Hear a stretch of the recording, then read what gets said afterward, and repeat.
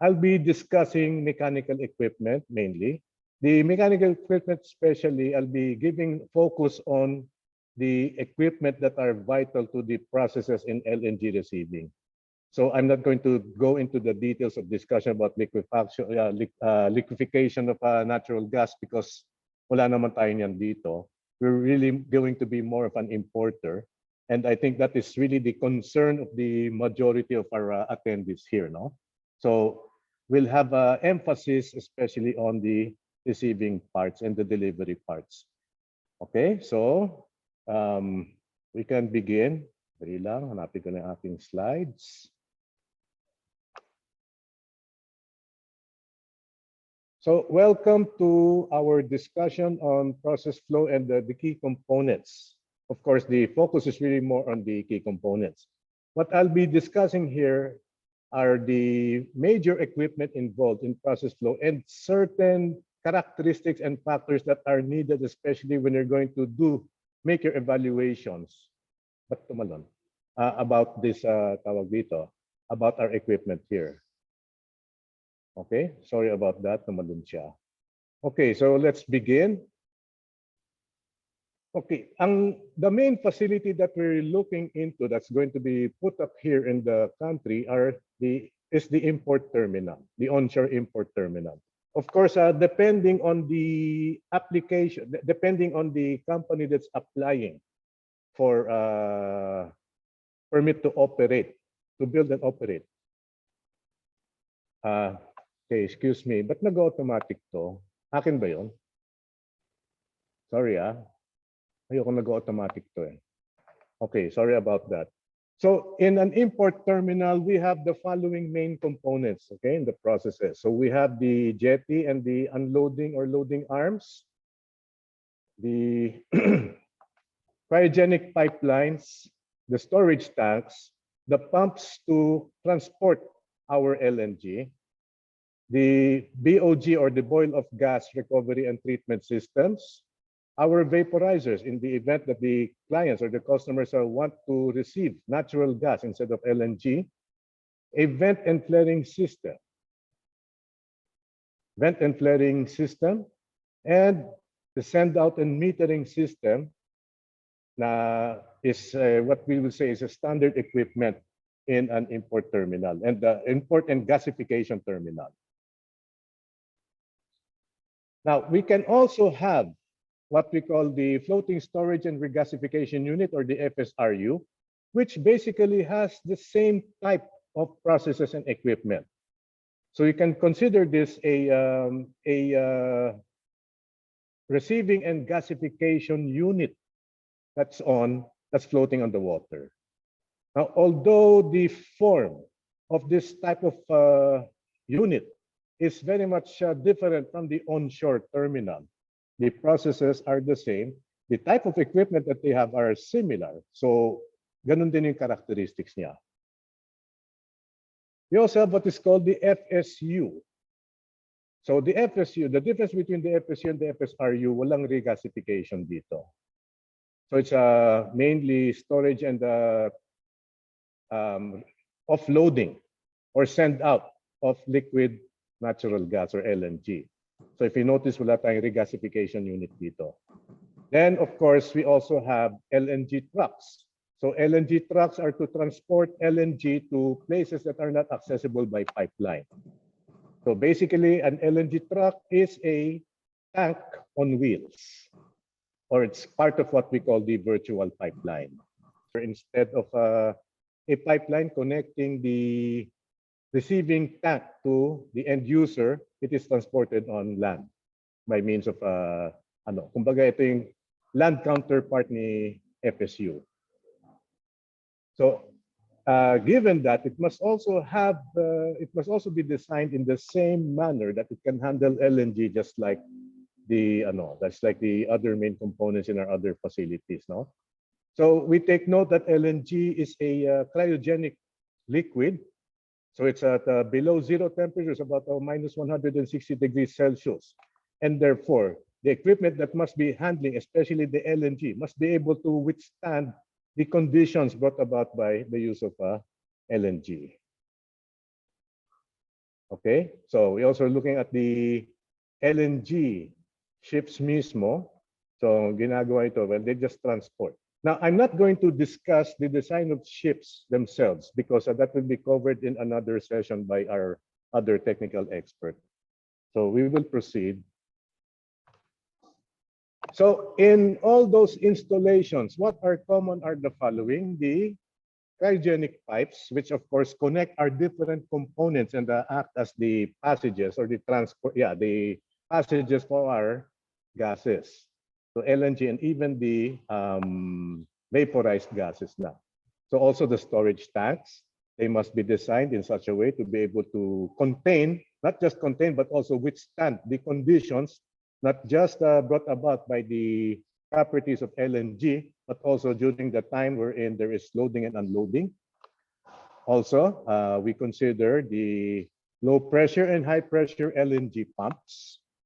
And another is the boil of gas, BOG. I think it was mentioned that is unavoidable. It really occurs in LNG processes. So how to recover and treat the BOG in order to fulfill certain conditions like pressure control, like recovering of the gases, etc. So for a receiving terminal, this is a schematic of the typical processes in an LNG receiving terminal. So from the carrier, the LNG is loaded into the tank through this setup here. Okay.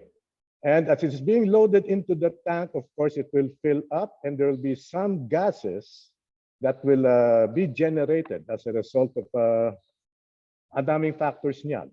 So pag tuwing naiinitan, okay, it's always expected that some gas will vaporize.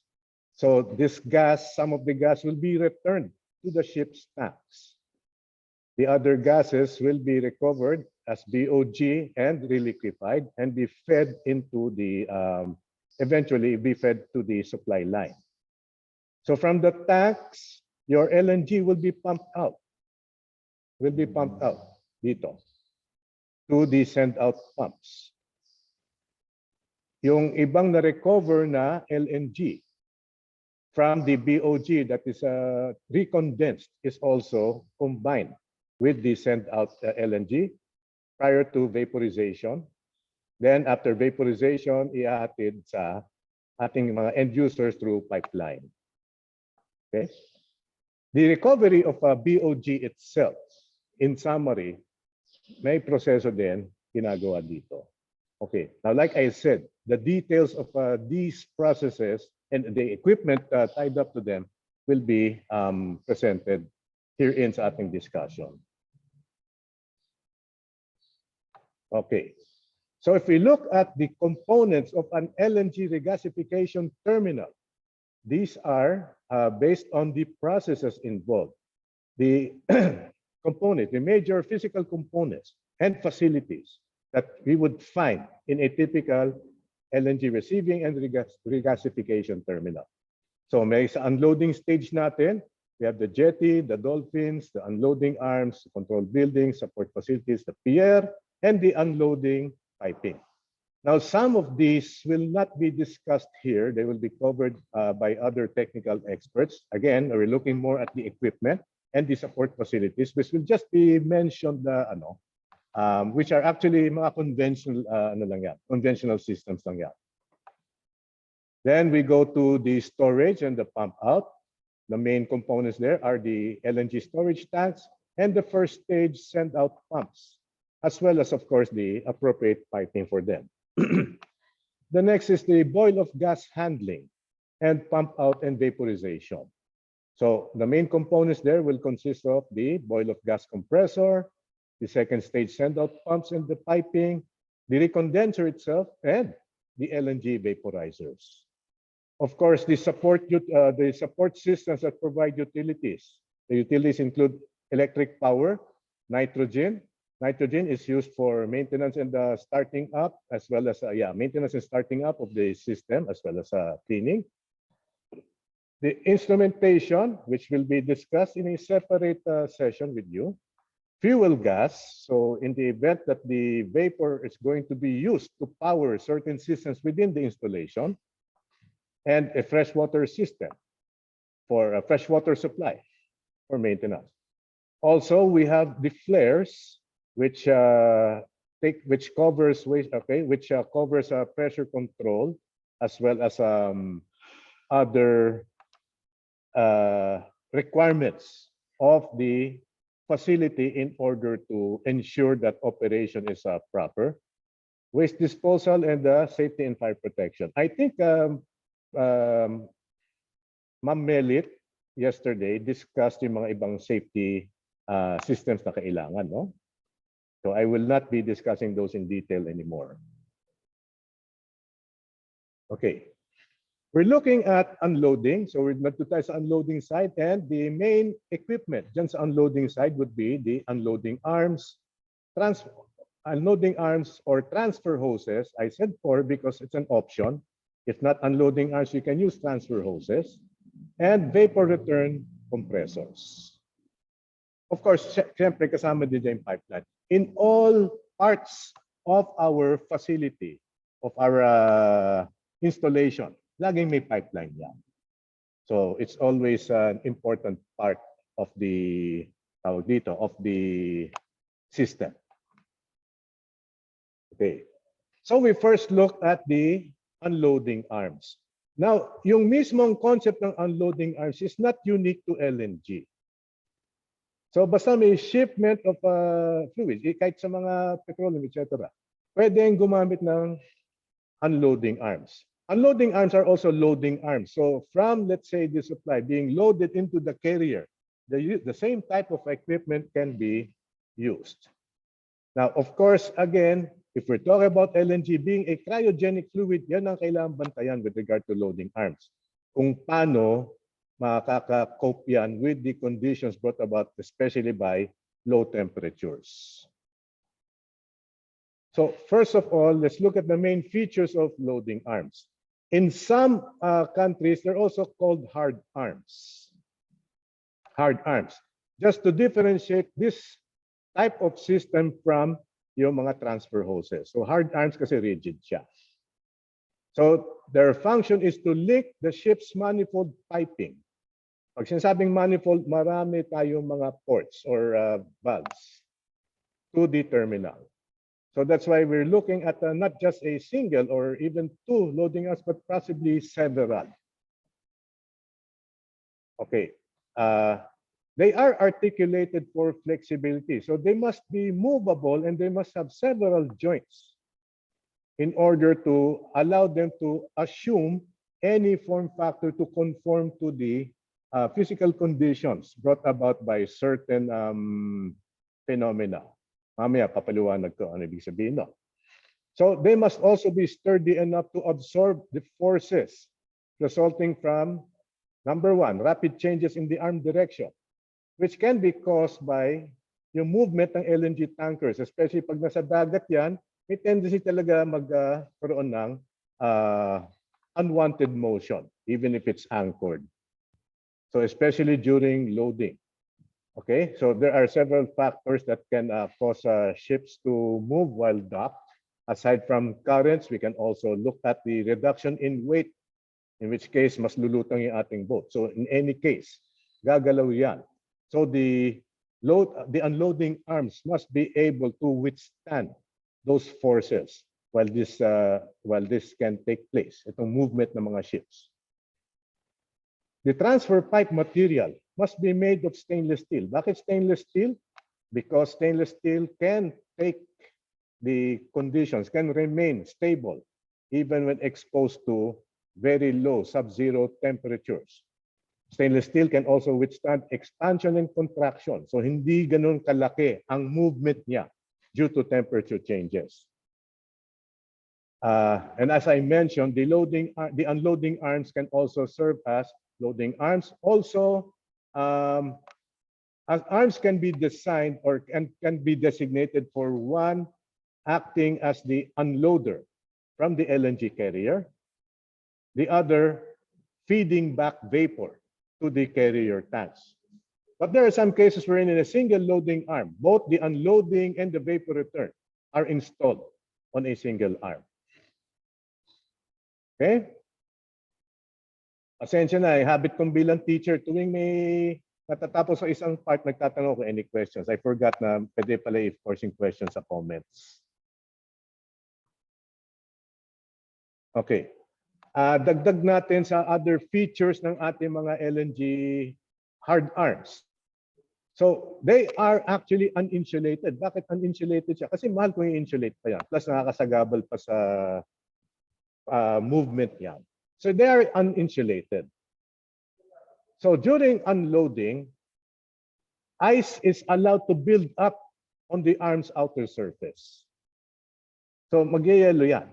And the ice will actually act as an insulation. So, insulation from the ambient conditions. Lalo sa Pilipinas, tag-init tayo. So, instead of installing insulation on the loading arms themselves, it's the ice. The ice is allowed to form. And once may ice covering na tayo, yan na yung mismong insulation niya. Okay? Loading arms must have or must be fitted with emergency release couplings. Okay, tinatawag natin dyan sa couplings ay yung PERC or Power Emergency Release Couplers. So at any time nagkaroon ng abnormal conditions wherein kailangan makalas yung ating receiving pipe from the ship, this has to be done in a short time. So your PERC allows for automatic disconnection should the LNG carrier drift away or should there be abnormal movement of the hard arm as a result of ship movement, as well as other factors. So loading arms are hydraulically operated. Nakita naman gaano kalaking isang loading arm. So kailangan talaga ng hydraulics dyan. Okay? And they can be mounted on the ships themselves. May mga ships na may loading arms na nakamount sa kanila. But on land, on land terminals, they would be installed on jetties for stability. Okay. So I'd like to show here what are the major components in a typical loading arm or unloading arm, sorry. So we have things like the riser pipe, the inboard arm, the outboard arm, the counterbalance, the connection flange, or the quick connect disconnect coupler, the apex swivel joints, emergency release coupling, and the hydraulic system. Okay, the hydraulic system is for us to control the motion of the loading arms.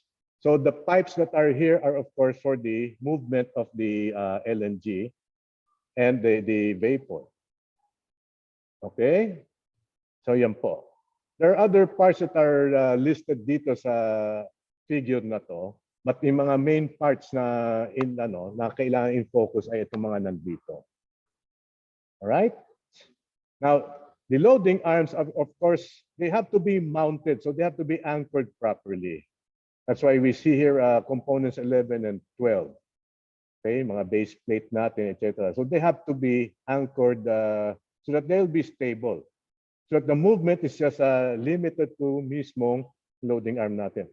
Now it can rotate, it can swivel about the base plate, as can be seen. So okay, so effectively we will have 3 degrees of freedom. So pwede siyang gumalaw in 3D.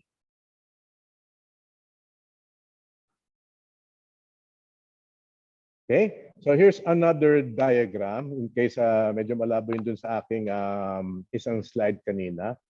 So we see here, actually, maraming configuration, maraming ways that a loading arms can be constructed. So this is just another configuration. Actually, mas lumang modelo to. Okay, wherein imbis na hydraulics, gumagamit ng cabling dito. Ito, nakikita ninyo. Cables, yung panggalaw ng ating mga articulated arms. So medyo mas classic yung design nito.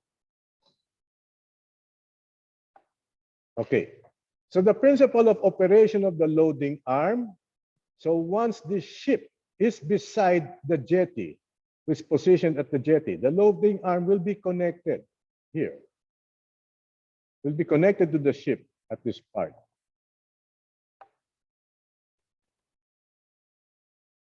Dito. Okay? And so unloading will take place. So the ship will pump out. The ship has pumps in their holding tanks.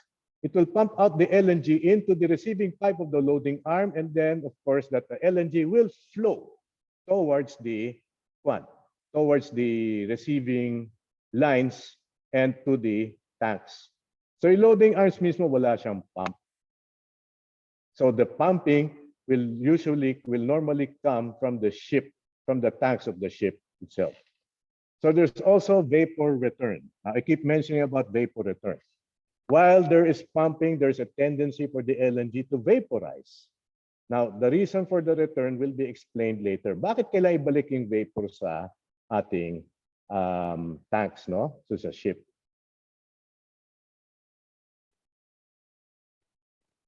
Okay.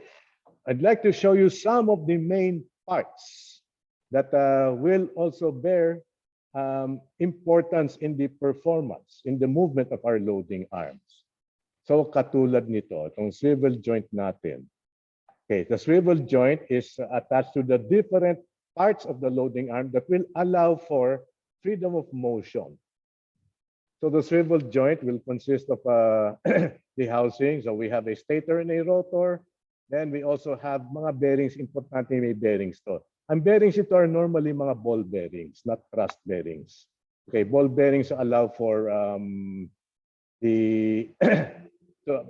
ball bearings are allow for loose or for freedom of motion in all directions, in all directions, yeah. Ngayon, ang importante dito sa ball bearings is that since our loading arms are allowed to accumulate ice, yung mismong bearings maapektuhan din ng lamig yan. Okay. If so, kasi mga bearings may grease yan, there can be a tendency for the lubricant to freeze. So kailangan yung lubricant na nandyan sa loob must withstand freezing temperatures.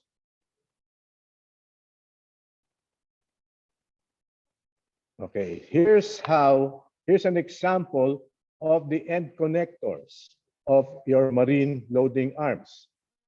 So nakita nyo, imbis na ibobolt yung connector to the ship's tanks, it is by means of this quick connect disconnect coupler. So ito ngayon yung QC-DC natin. So they come in different form factors. So sa madaling salita, ipa-plug lang yan tapos kakapit siya. Okay. Then oras na magkaroon ng problema, yon doon magki-kick in yung perk para ma-disconnect siya. So this is readily tanggalable from the ship para hindi siya magkaroon na para hindi mabatak yung loading arm. That's the point of this. We want to protect both the loading arm and the ship's tanks from that unnecessary motion. So in case of an extreme movement, kailangan mag-disconnect to.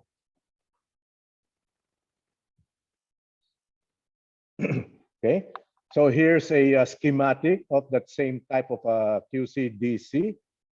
So we can see here, it's basically made up of a clamp that is locked by spring. So the spring allows for motion of the clamp, okay, to properly move and attach or detach from the connecting port on the ship. Ayan po.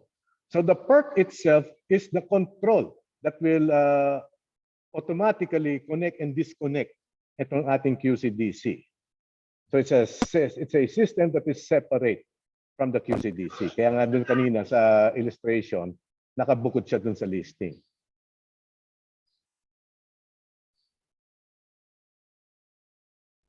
Okay? So here's another tawag dito. New system. This includes the perk itself. So yan. So may emergency release coupler tayo. okay, which is controlled by means of a ball valve actuator. It contains a hydraulic line. So ang control niyan is distinct or is separate. So yan po. So that's how the PERC would look like. Okay?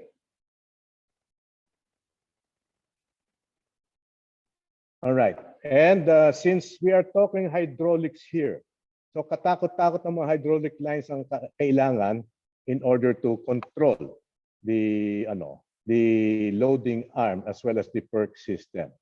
So kapag may hydraulics yan, then of course may control center yan, may hydraulic reservoir yan. Now, this system is actually quite conventional because it's just a hydraulic system and has no bearing whatsoever on ano yung magiging effects ng LNG dyan. Of course, maybe ang siguro babantay lang dito yung mga hoses.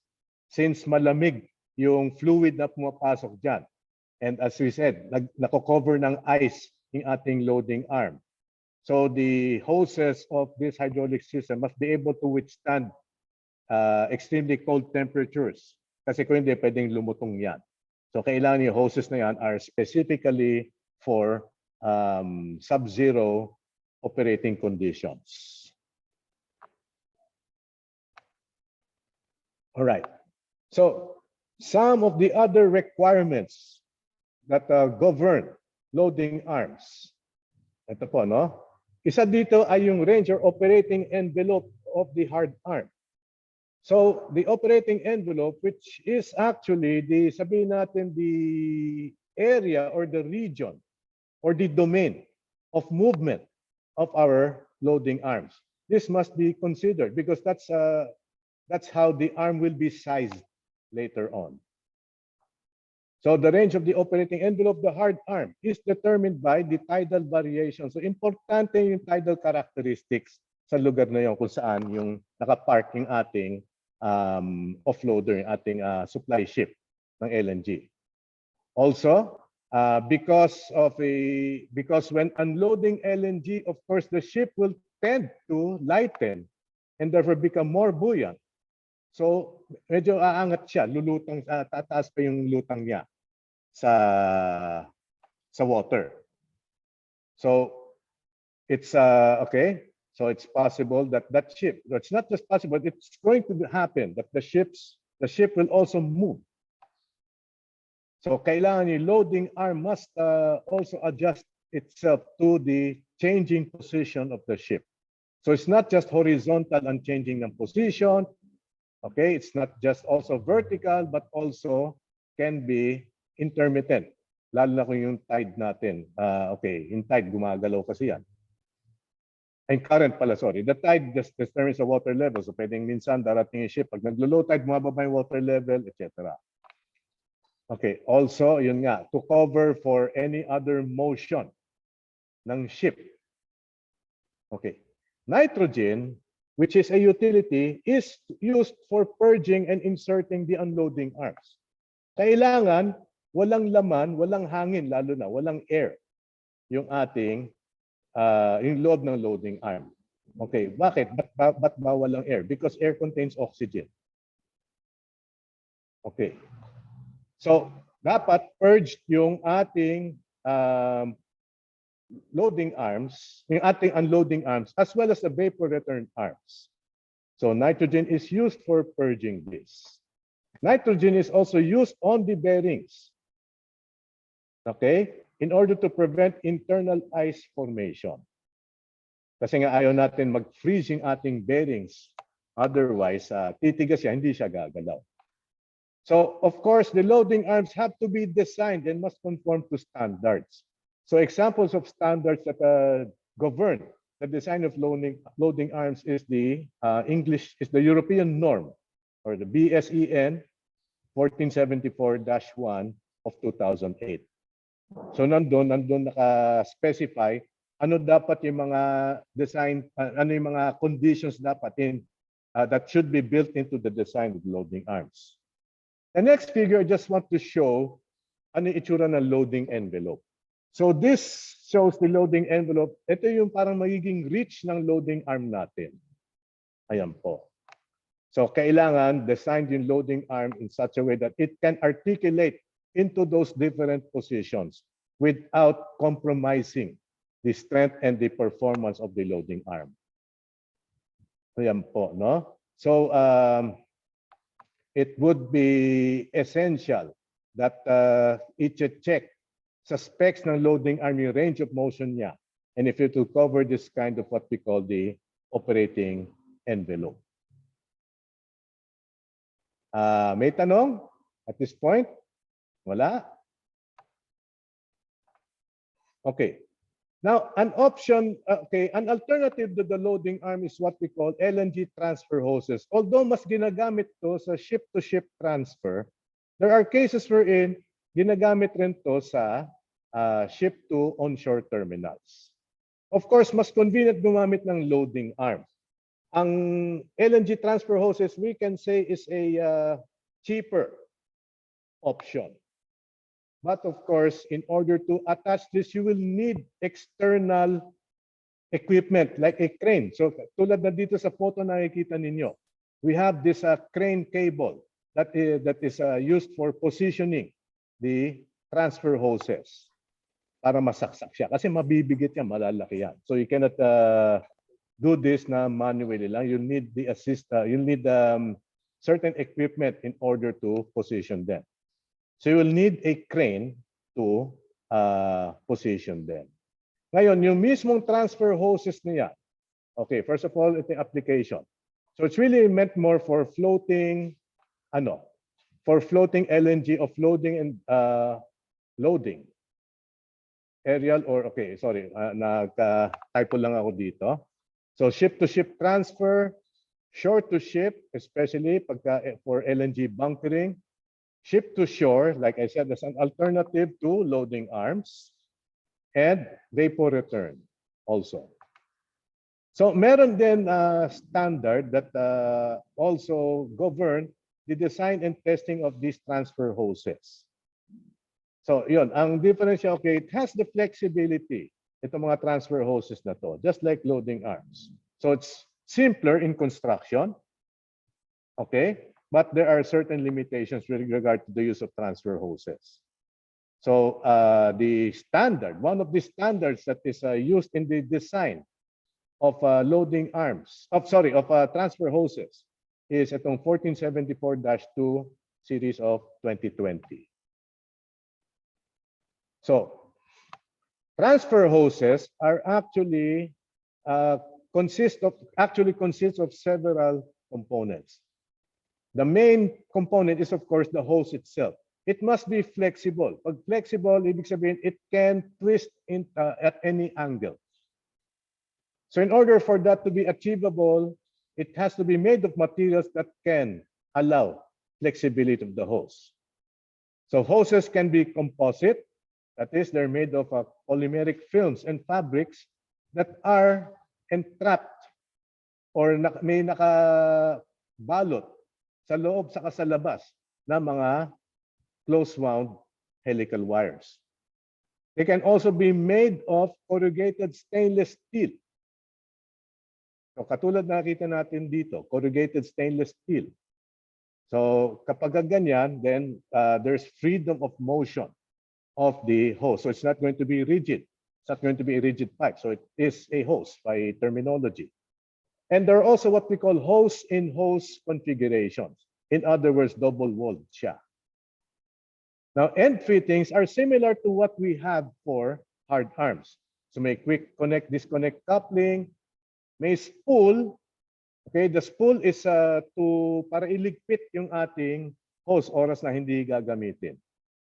All right? And a direct connection, okay, or direct connection to your LNG carriers. And as an option, they can also contain leak detection systems. Ayan po. So you can imagine yung size ng ganitong mga transfer hose assemblies. Malalaki talaga. And that's why we will require cranes or other hoisting equipment in order to move and position these transfer hoses. Okay? So ito, typical hose assembly. So this is for a reinforced corrugated metal hose. So nakikita natin dito kung mag-i-inspect kayo, check nyo, ika-qualify nyo kung pwede sa LNG yan. So we have the following main parts. So yung outer covering, which should be leak-proof. There's insulation. There would be another leak-proof layer, so redundant leak-proofing siya. Mahilig sa safety kasi. Another set of insulation, the supporting layers in order to keep the hose as rigid as possible. Okay, armoring to protect the pipe, the main pipe inside. Okay, and of course the corrugated inner pipe. Ito po. So sa labas corrugated din siya. So okay, so this is an example of yung hose natin na na covered, na insulated. Okay. So here's another configuration of an LNG flexible hose, which includes a vacuum insulation option. Okay, vacuum insulation. So ini-evacuate yung inner part, not the inside the pipe itself, but the area between the pipe and the outer sheath. So the purpose of producing a vacuum insulation is that you will be devoid of any gases within that can serve as heat conductors. Kasi nga, corrugated metal to. So since corrugated metal siya, then it has a tendency or propensity to absorb heat or give off heat. So ito yung example ng vacuum insulated hose. Kung vacuum insulated yan, that means to say this will require a vacuum pump in order to extract whatever trapped air or other gases are inside. Okay, so may additional equipment pa kakailangan dito, yung vacuum pumping. Now, this is how a composite hose would look like. So the composite hose is made up of, okay, the mismong container is this fabric, which is made of a polymeric material or a composite material. So this is a much cheaper alternative to yung ating corrugated metal pipes, no? Ito yung itsura niya. Inner and outer parts of this pipe will consist of, yung wire to wrap around, which are wrapped around and inside the pipe in order to help maintain its shape. But of course, hindi ginagamit talaga sa offloading to. This is really more for mga smaller applications. But sinama na rin just in case para lang just to be able to differentiate yung mga yung mga iba't ibang klaseng transfer hoses natin. Okay. Now, whether from the transfer hose or from the loading arm, the LNG is then transported from the jetty area to the storage tank. And that is, of course, what we call the unloading line natin, which is typically a large diameter cryogenic pipe that has, of course, the necessary fittings, insulation, and pipeways. Okay, so as much as possible, yung unloading line natin should not be oversized. Kapag kinukuha, yung sinasize yung pipes natin, kailangan ng large diameter because we're talking of large quantities. However, hindi naman pwede oversize. Kasi kung oversize yan, it will not be completely filled with liquid. It will already contain some vapor. As much as possible, we want to avoid the generation of vapor because that can compromise performance like pumping, among other things. BOG, or boil off gas, is actually a condition that should be minimized. It cannot be avoided, but it has to be minimized. So the line size, the size of your unloading line must match the pumping energy from the LNG carriers pumps.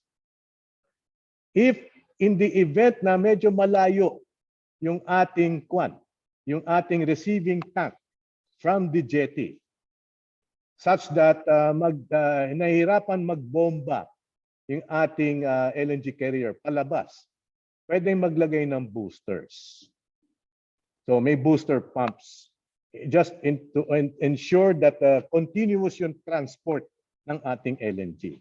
But of course, if you'll have booster pumps, that is additional energy input into the LNG that can actually also be detrimental in trying to maintain the conditions of our LNG. Also, it's an added piece of equipment. Medyo nagiging mahal yan because it's added equipment plus added power consumption.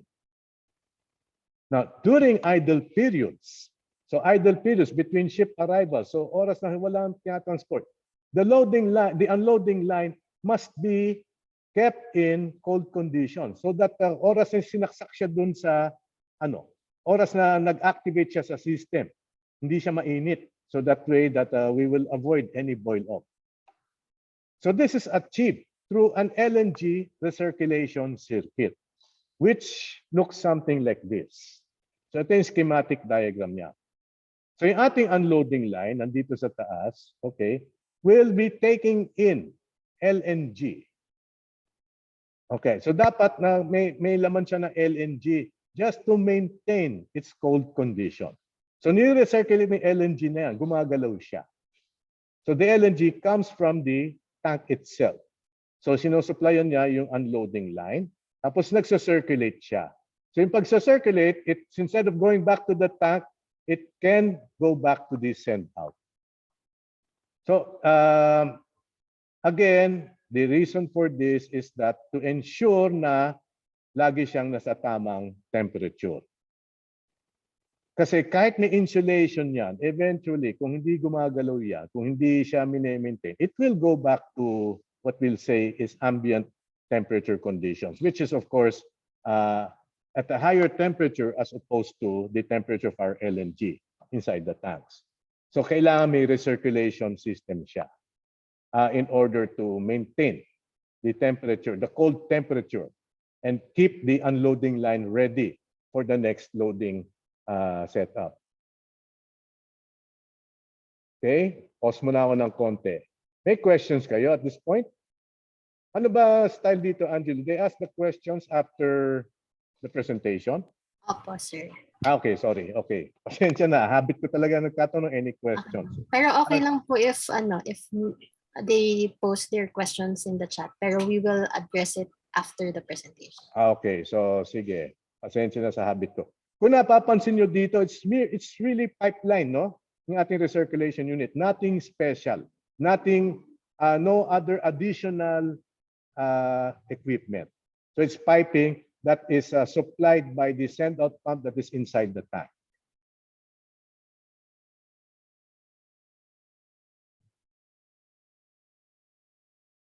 Okay. Now, because during offloading or unloading, there is the tendency for vapor to form. Yung vapor na yan must be brought back to the ship. Bakit? It is to regulate the pressure inside the shipboard tanks. Because expected na kapag may outflow kayo of liquid from the tank, there is a pressure drop. The reason for maintaining the pressure inside the shipboard tank is so that the tank will not implode or will not deform, will not warp. Kasi may tendency na yung tank, kung mababa yung pressure as opposed to the atmospheric pressure, magka-crumple siya. So it's so in order to regulate the pressure inside the shipboard tanks, the vapor, which is supposedly at the same pressure as what is inside, is fed in to ensure that the tank integrity or the tank shape and pressure remains stable. So it's expected that vapor will be produced during unloading. Okay? Even kung walang masyadong heating, as long as you allow a space, as long as meron tinatawag na space above the surface, the liquid surface, that will be filled up. Mag-evaporate talaga ang ating magpo-form talaga ng vapor ang ating LNG. So this vapor must be collected and diverted and returned to the ship. Now, this has to be assisted. This return has to be assisted. So in order to do that, we will need a gas blower. So this blower will transport the vapor back to the ship's tanks through the vapor return line. Okay, so it has to be a separate line from the supply line. Now, another source of vapor to be returned to ship's tanks during the offloading are found in the receiving tanks. Habang kinakargahan yung tangke, nagka-perform na rin ng vapor sa loob. So if the pressure developed is high, this vapor can be returned to the to the tank, to the ship's tanks without having to pass through the boil-off compressor. That is kung mataas ang pressure. Kung mababa ang pressure, kailangan talaga dumaan sa compressor para ma-transport back. So the job of the compressor is to transport the vapor by building up its pressure enough so that it can enter the ship's tank. Okay, so ito isang halimbawa from a certain vendor of an LNG vapor return compressor. So this can be operating full time during unloading, oras na nagkakaroon ng vapor. But of course, again, the importance of vapor return is to maintain the pressure inside the ship's tanks, no? So yan. So it must be designed such that malamig pa rin yung vapor natin. It's still at sub-zero. So kailangan yung impeller nitong compressor natin must be able to withstand that cold temperature. Okay.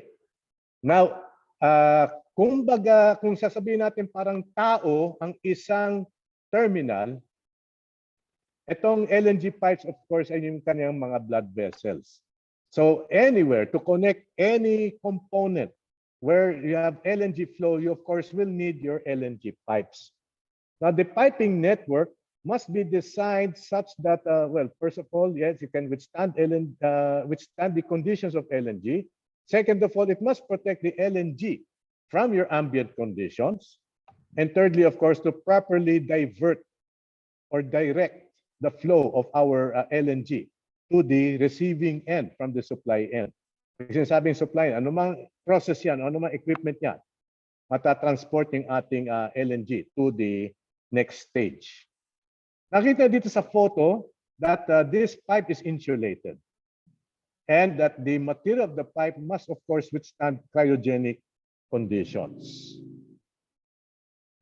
So, cryogenic pipelines in general, they must be able to handle cryogenic liquids at -160 degrees Celsius. In which case, hindi pwedeng ordinary steel. Because lulutong ang ordinary steel when subject to extremely low temperatures. Mababasag yan. Okay. So, the best material, in fact, maybe the only type of material that can withstand cold conditions and maintain its shape, hindi siya pwede dapat mag-deform. Kailangan matigas pa rin. Is stainless steel. So aside from that, stainless steel is okay. That stainless steel, when alloyed, let's say with nickel or other alloying element, aside from adding to its strength, makes it also weldable. Because pipes have to be welded, hindi pwedeng flange coupling siya. Kailangan welded siya to ensure na walang butas, walang leak points. So, iniiwasan na magkakaroon ng flanges dito. They must also be bendable in order to form elbows. Pero yung nakita nyo kanina sa photo, that's not a bent pad. That's already elbow na sadya na siya. Sadyang pinunstruct na siya from different sections to form the elbow. Okay. But if we're talking of a very large pipes, mukhang talaga hindi kaya i-bend lang yung mga pipes niya. Kailangan meron talagang designated na elbows for them. So kailangan maiwasan ng corrosion sa pipes, particularly for pipes that are submerged underwater. If let's say you're supplying LNG from an FSU. Okay, at FSU, it is medyo pwedeng mangyari yung FSU nyo is berthed at a distance away from the receiving terminal. So kailangan yung pipes niyan kailangan ilubog para walang obstruction sa surface ng water. So your pipes, especially these supply pipes, must be corrosion resistant. So insulation, as mentioned, is essential to prevent boiling within the pipeline. Pag hindi siya insulated, there is of course the tendency for boiling to take place and the formation of vapor, the generation of vapor in the pipeline. So the pipe sizes are to be determined based on different parameters such as the required flow rate, the distance of travel, the machinery to be installed, etc. Okay. Ang pipes are normally constructed, may sinusundan na standard sizing mga pipes because it's going to be not feasible economically to produce pipes of any such type. Kung customize yung pipes, normally they would be specified. There would be pipes na under specified sizes. So kung i-compute yung required pipe lengths, isa sa mga inputs dyan is actually yung pipe size, yung diameter ng pipe na yan, as well as the distance. Or kung given yung distance, so ito yung maging pipe length, ito yung maging appropriate na pipe diameter in order to accommodate that the flow through that distance. So again, hindi pwedeng random lang yung pag-design o pag-specify ng mga pipe sizes. Also, pag i-connect na yan dun sa mga subsequent equipment and machinery, meron yan mga discharge or intake ports. Kailangan yung pipes pag ikakapit dyan, must match the sizes of the discharge or the inlet ports.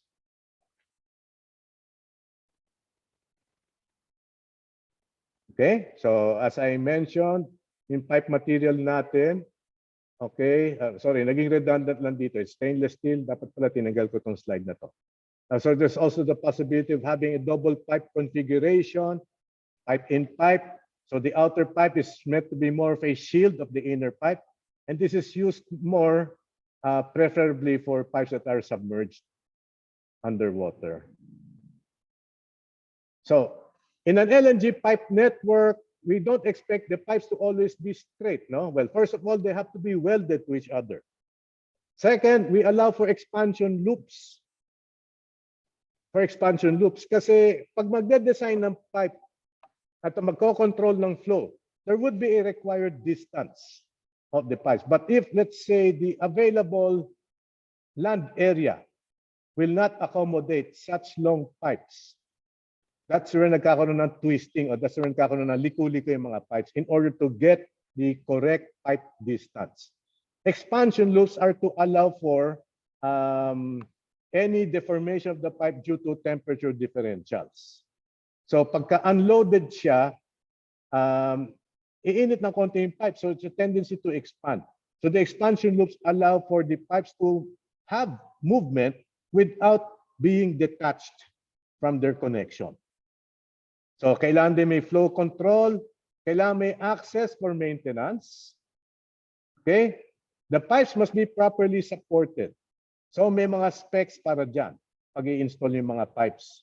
So hindi siya pwedeng nakalatag lang sa lupa. They have to be properly supported.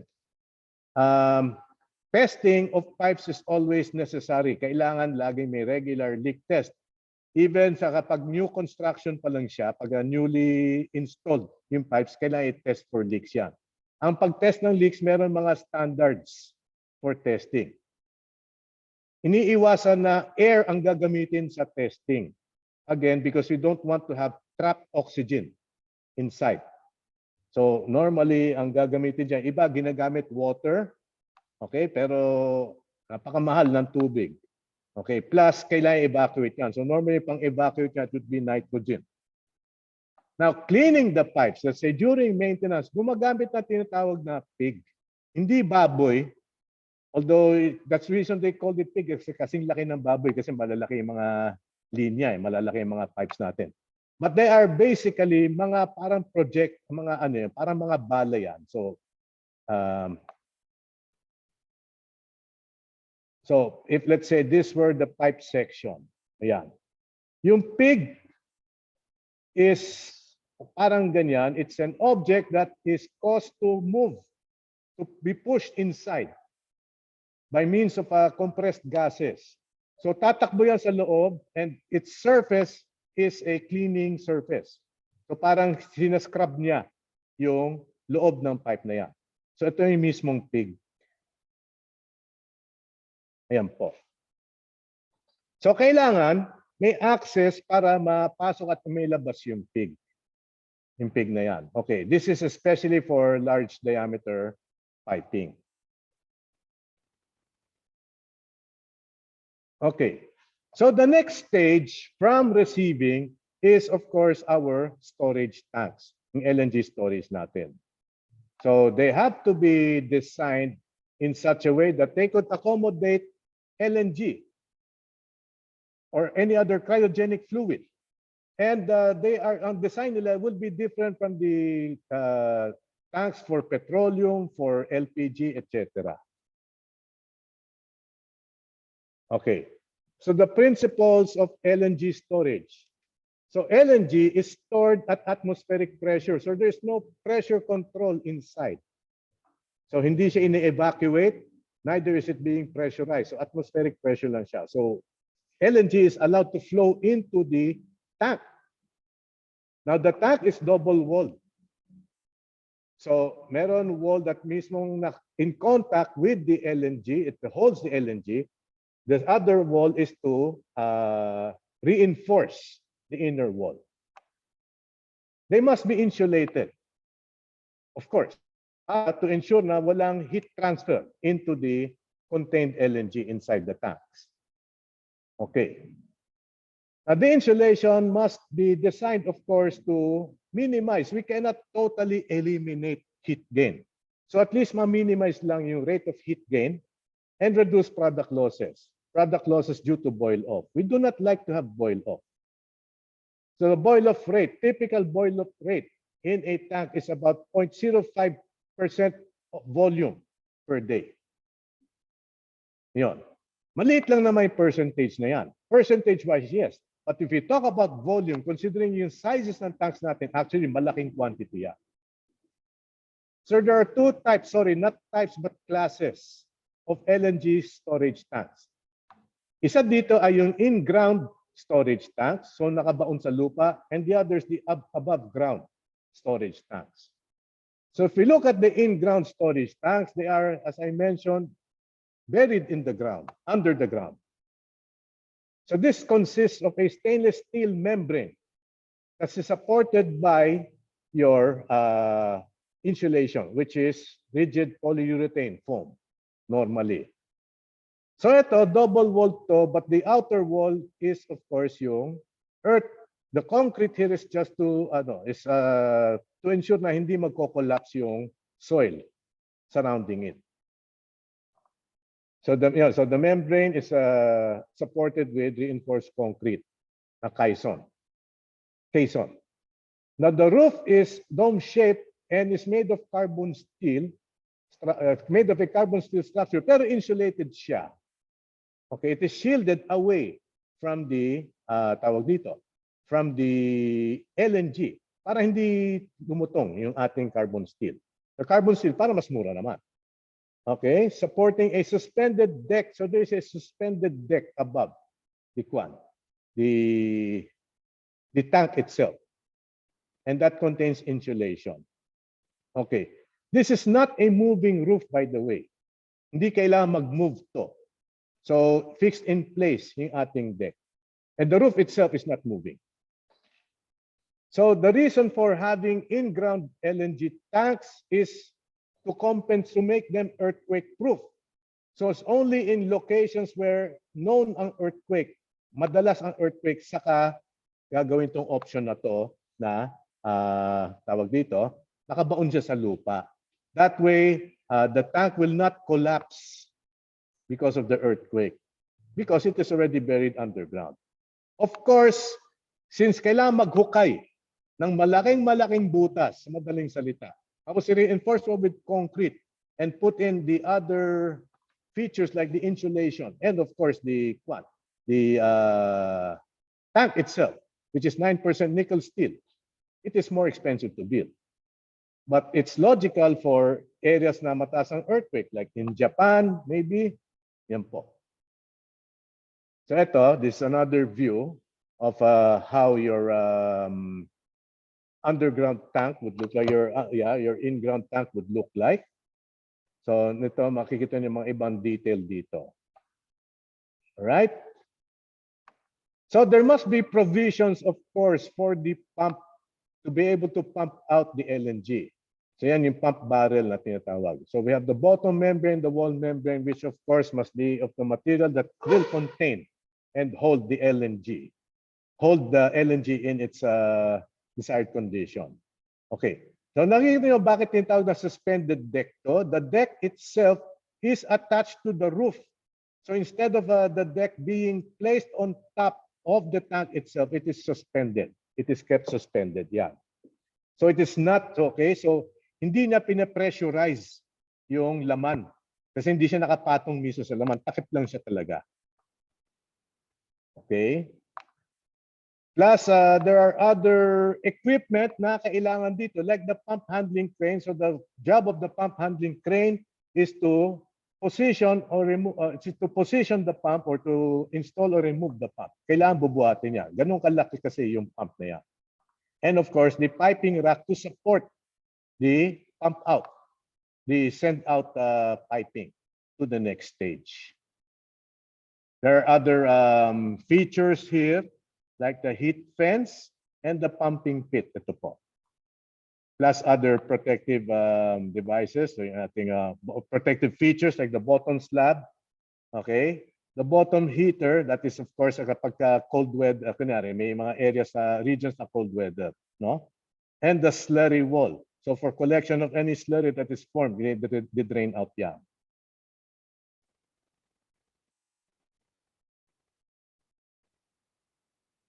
Okay.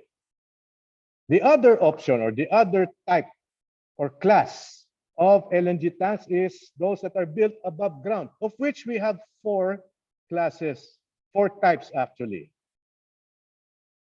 Okay, first of all, the above ground tanks will contain two layers or will have two layers of containment.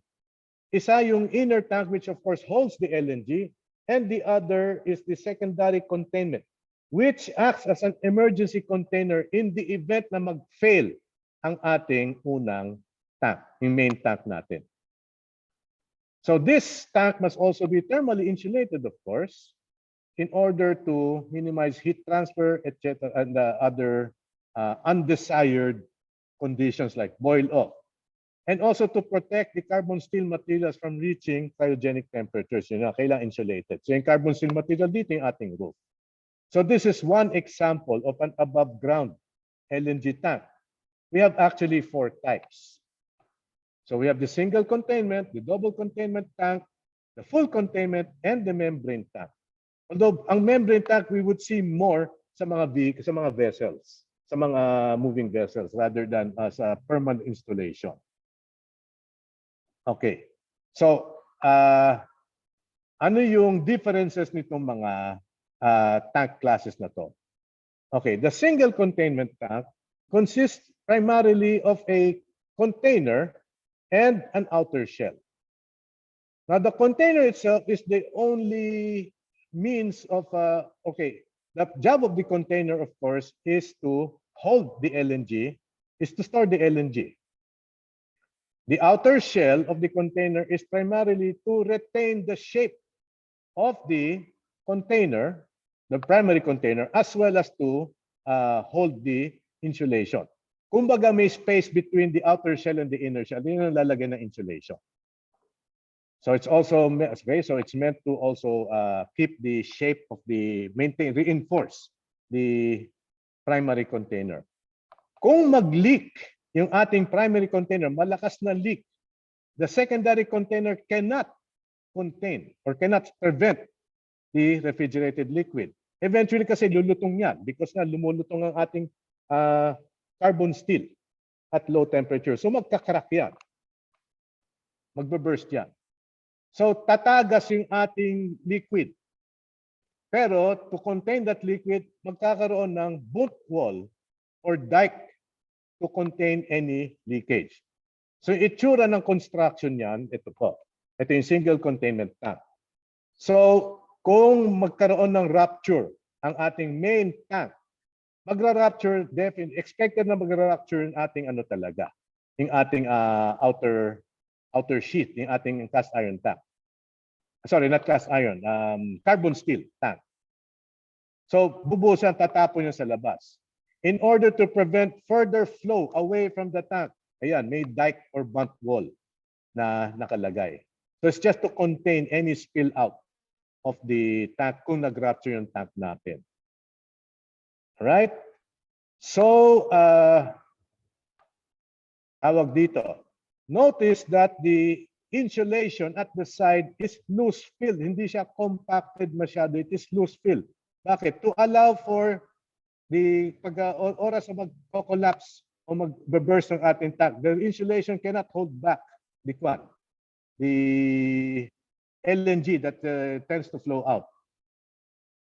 So, it will allow, collection into the spill out towards the dike itself. Okay, so here's another view of a single containment tank. So it is above ground. So you can see why some places would prefer the underground tank or the in-ground tank. Because ito, since it's above ground, it is already subject to external conditions and can collapse. In any case, that is only mag-safe naman maglagay ng ganito. So ito, makikita yung mga ibang details ng ating single containment tank. Ito po. Ang importante dito is the material again of the inner tank. They must conform to certain codes meant for boilers and pressure vessels, and particularly for pressure vessels at low temperature. So yan po ang construction niya. Okay?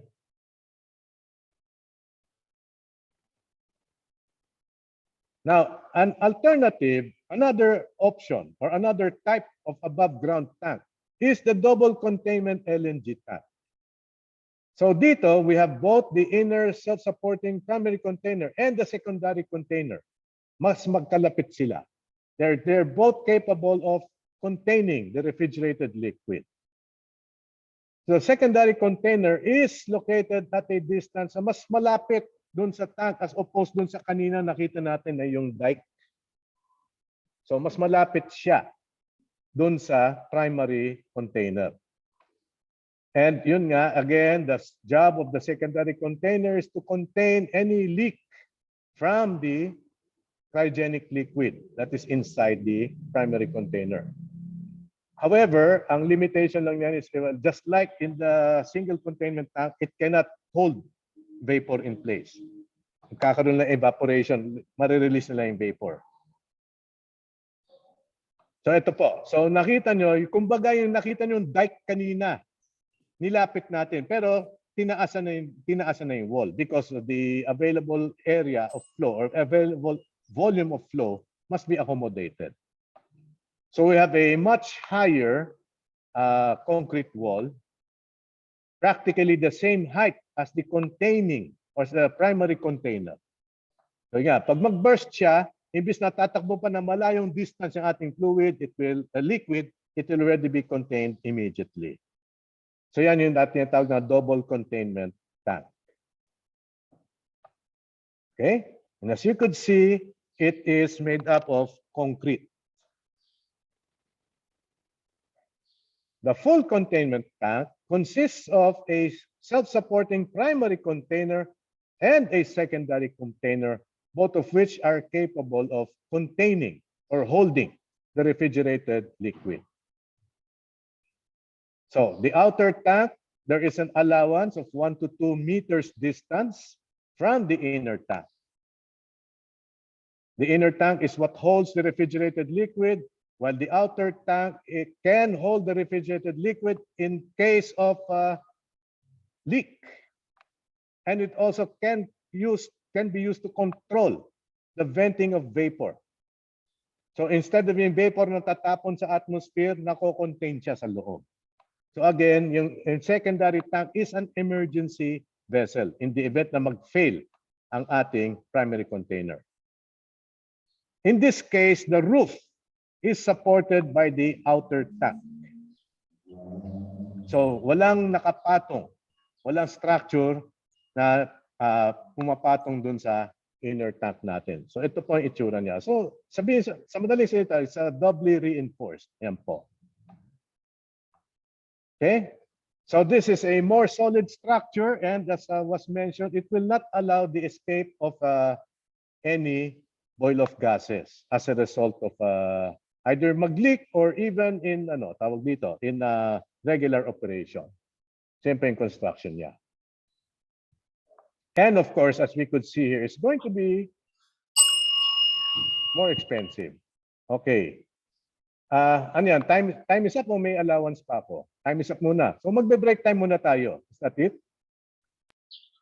Sige po, sir. Sa 2:20. Break Ano time. oras na ba? Hindi, ano oras ba talaga ang break time natin? 2:15 po. 2:15. Okay, so sige, mag-break time muna tayo para makapahinga rin yung boses ko. Okay? So sige, back to you. All right. Angelo. Thank you, Dr. Reyes. So, ayun po. We will now have a 5-minute break. Please be back here by 2:25 p.m. And get ready for a short quiz game. See you in a bit.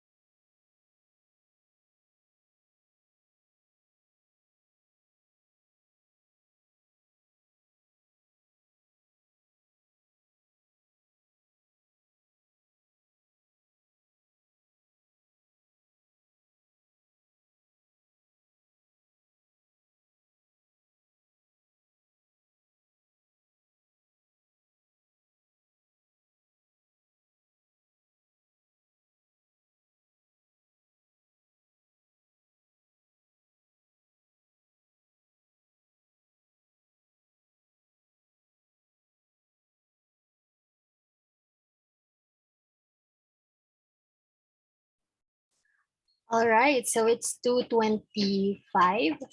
We hope everyone is ready for the second half of our training.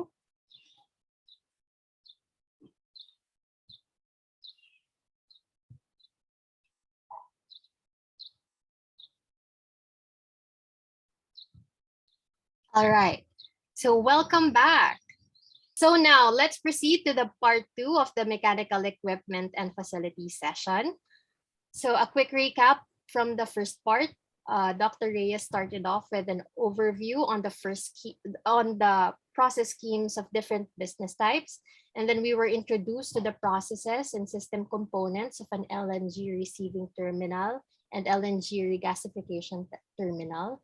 He also identified and explained thoroughly each of the main LNG unloading equipment, such as the unloading arms, transfer hoses, and vapor return compressors. And he also discussed the LNG storage equipment, particularly the types of storage tanks, which were we left off. So to continue our discussion on above ground LNG tanks, once again, let's all welcome in our virtual floor, Dr. Joseph Gerard Reyes. Okay, thank you. Thank you for that. By the way, before I forget, lagi nyo nakikita may heater, no? Nakasulat dito, heater. All right? You might think na heater, iniinit niya. All right? It's really more heat transfer. Pag sinasabi heater, hindi yung mapapaso kayo, but it's just to transfer heat. In this case, in bottom heaters, transfer heat to the soil. Because even kung may bottom insulation, may somehow the soil can still be subject to very low temperatures. Pag tumitigas ang soil at low temperatures, mas mataas ang stresses na encounter ng mga tank. Okay, at pag mas mataas ang stresses, mararupture yung tank. So to ensure that the soil will not freeze, ika nga, quote-unquote, iniinit siya. Not exactly iniinit, maintain na yung temperature niya is such that hindi siya mag-freeze. So yung heating medium na ginagamit niya is either water or some other heating medium na hindi naman talaga heating, it's just to keep the soil softer. And that way, it serves as a cushion. Tawag dito, sinusuporta na yung tank. Hindi siya tumitigas. So yun. But that detail will be covered, I think, by one of our other technical experts later on. Okay, so we were done with the full containment tank. Mouse ko. So yan, so ito yung diagram, more complete diagram of a full containment tank. Okay, hindi lang nasama yung bottom heater dito in this case. All right, but as you could see, the way this tank is founded, yung foundation niya is of course going to be more intricate as opposed to the other types, no? Plus, yun nga, yung added reinforcement ito will of course have an influence, or will have an influence on the cost of constructing such a tank. So ito mga tanks nito, it's again by choice. O nga pala, the fourth type of above ground is the membrane tank. Sabihin natin that it's a relatively cheaper type, or the cheapest type of tank for all of those presented. Cheapest in such a way that number one, you won't need as much land area katulad ng single containment. Plus the other reinforcements of the other types of tanks. So anyway, the membrane type of tank is a post-stress concrete tank with a layer of internal load-bearing insulation. So mismong insulation must be able to carry the load. Yung pinaka-container niya is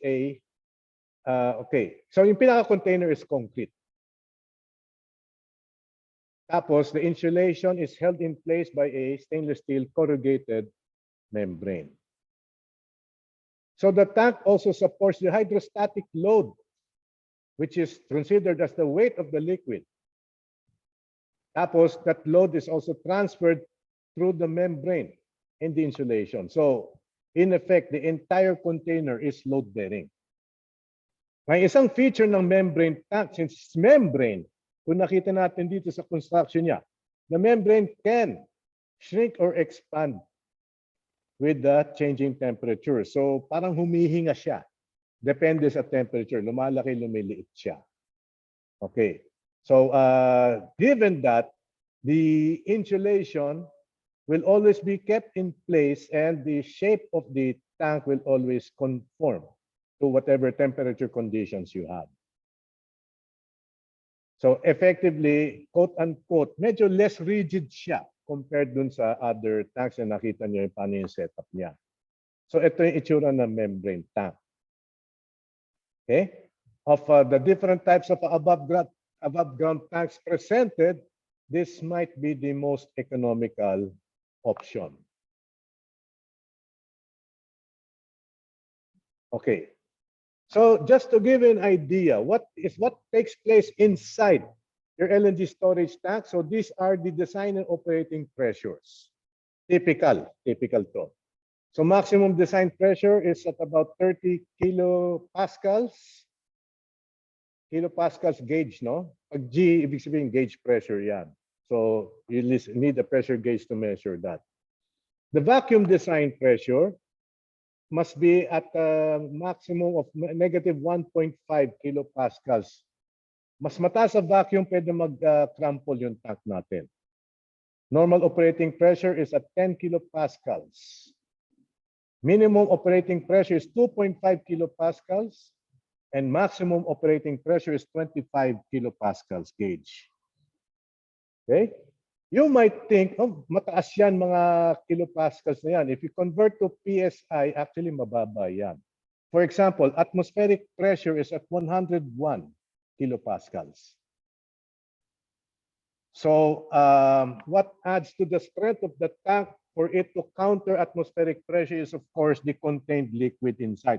And that is why pressure regulation is very crucial in maintaining the pressure inside the tank. Of course, dahil sa may concrete tayo, hindi basta-basta magka-crumple yan. But syempre, we are also after the integrity, especially of the containment tank mismo. Yan po. So, dapat maiwasan na dapat ma-maintain itong mga values na to.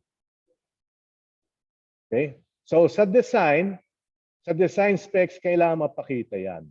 And of course, in attaining these design specs, the proper materials and dimensions must be indicated. Yung tank volume, regardless of the tank volume, whether malaking-malaki yan, containing about 200,000 liters, let's say, pressures will not change depending on the are independent of the tank volume. Pressure is caused by the movements of fluids inside. Habang ini-evacuate nyo ng liquid nitrogen, ng LNG, sorry, in inyong tank, the pressure will go down because nababawasan yung laman. Okay. So, when operating storage tanks, whether it's above ground or in ground, they are filled at the top instead of from the bottom. So filling at the top means to say wala kayong weight ng liquid na kumokontra sa inflow. Secondly, internal piping must be configured to permit top and bottom loading, although nga iniiwasan nga yung bottom loading. Ano dyan?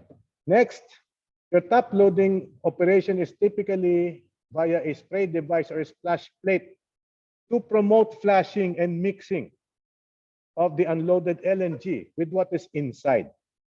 Ay ibig sabihin niya, kapag nag-i-introduce ng fresh LNG into the supply, okay, hindi basta-basta ibubuhos lang yan. Kailangan controlled yung pagpasok niyan. Yan, tinatawag ng flash. That way, there will be proper mixing, di magkakaroon ng violent currents inside. Kasi nga, LNG yan, liquid yan. So para bang, di ba, kunwari, meron kayong lalagay ng tubig, palanggana na may tubig. Pag binubusan na ng fresh na water, nagkakaroon ng splashing, di ba? You want to avoid that splashing. Because the splashing will create turbulence which will can lead to producing more BOG. Next, bottom loading operation is carried using a standpipe Okay. Again, pag sinasabing bottom loading, although iniiwasan nga yan. Sorry. Let me correct myself. Okay, bottom loading, syempre, magsa-start ang loading sa bottom ng pipe, ng tank. Ganun naman yun kasi gravity ang feeding eh. Tapos in general, a lighter LNG is unloaded into the bottom of the storage tank, whereas a heavier LNG, denser LNG is unloaded from the top. Pag unloaded, ibig sabihin pag dinidiskarga. Okay. The lighter LNG is unloaded at the bottom because tinutulak siya ng anumang denser material sa baba. Gamay lagi siya. Meron ako. Okay? Furthermore, Dan maglahi man ni.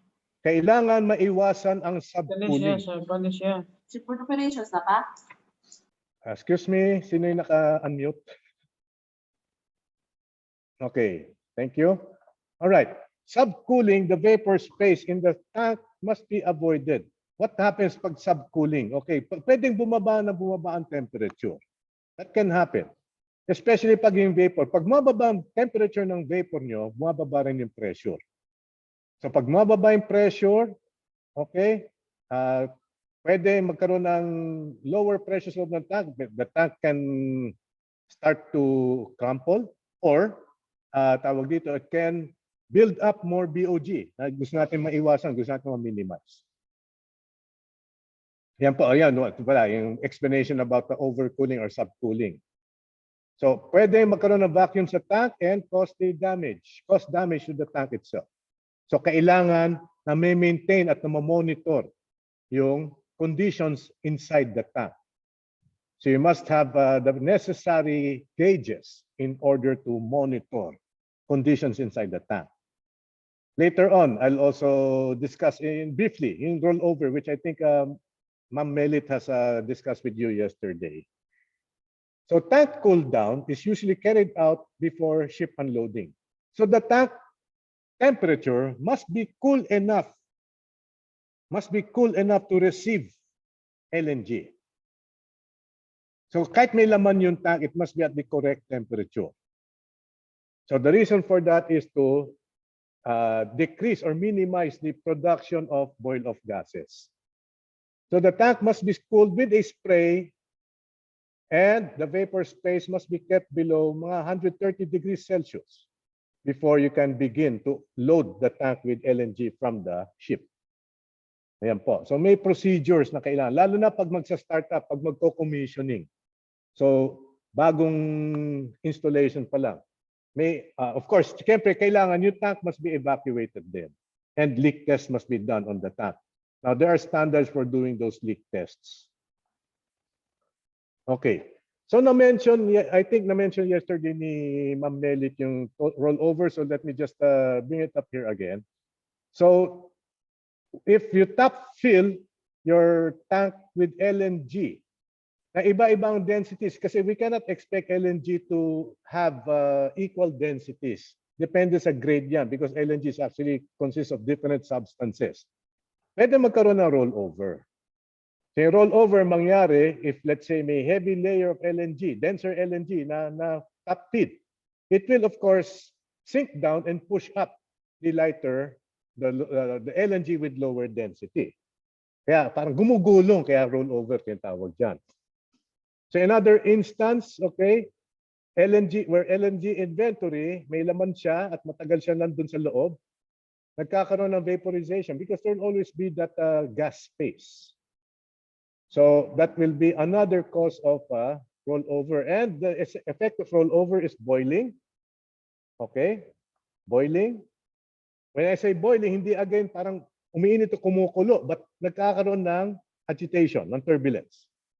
And that will lead to more production of BOG or boil over gas. So to prevent tank rollover as far as tank design is concerned, ito dapat yung mga nire-recommend na activities. Number one is to have dedicated tanks. So may tanks that will store LNG at whatever density that is. So imbis na haluin sila, ibubukod sila, naka-segregate sila. Next is the proper loading of tanks. Yun nga, yung pinakita kayo na either it's a spray or may ano kayo, may splash plate kayo. Next is fusing a filling pipe work at an appropriate level. Next is to monitor the LNG shipment. Okay, take note of the properties, the density and temperature particularly, para ma-assign kung saan tank siya ilalagay or para ma-determine yung rate of flow para ma-minimize ang rollover. Okay, also aside from the shipboard cargo, you also monitor the tank itself for density and temperature. Okay, also monitor tank boil-off rates and the pressure. And also, if possible, to transfer the content to other tanks. Okay, and recirculate the content within the tank. So in other words, the send-out pump, the low-pressure send-out pump inside the tank, tinanong kanina yun, ano yung LP tank, no? Yung LP pump. It will also serve as a mixer.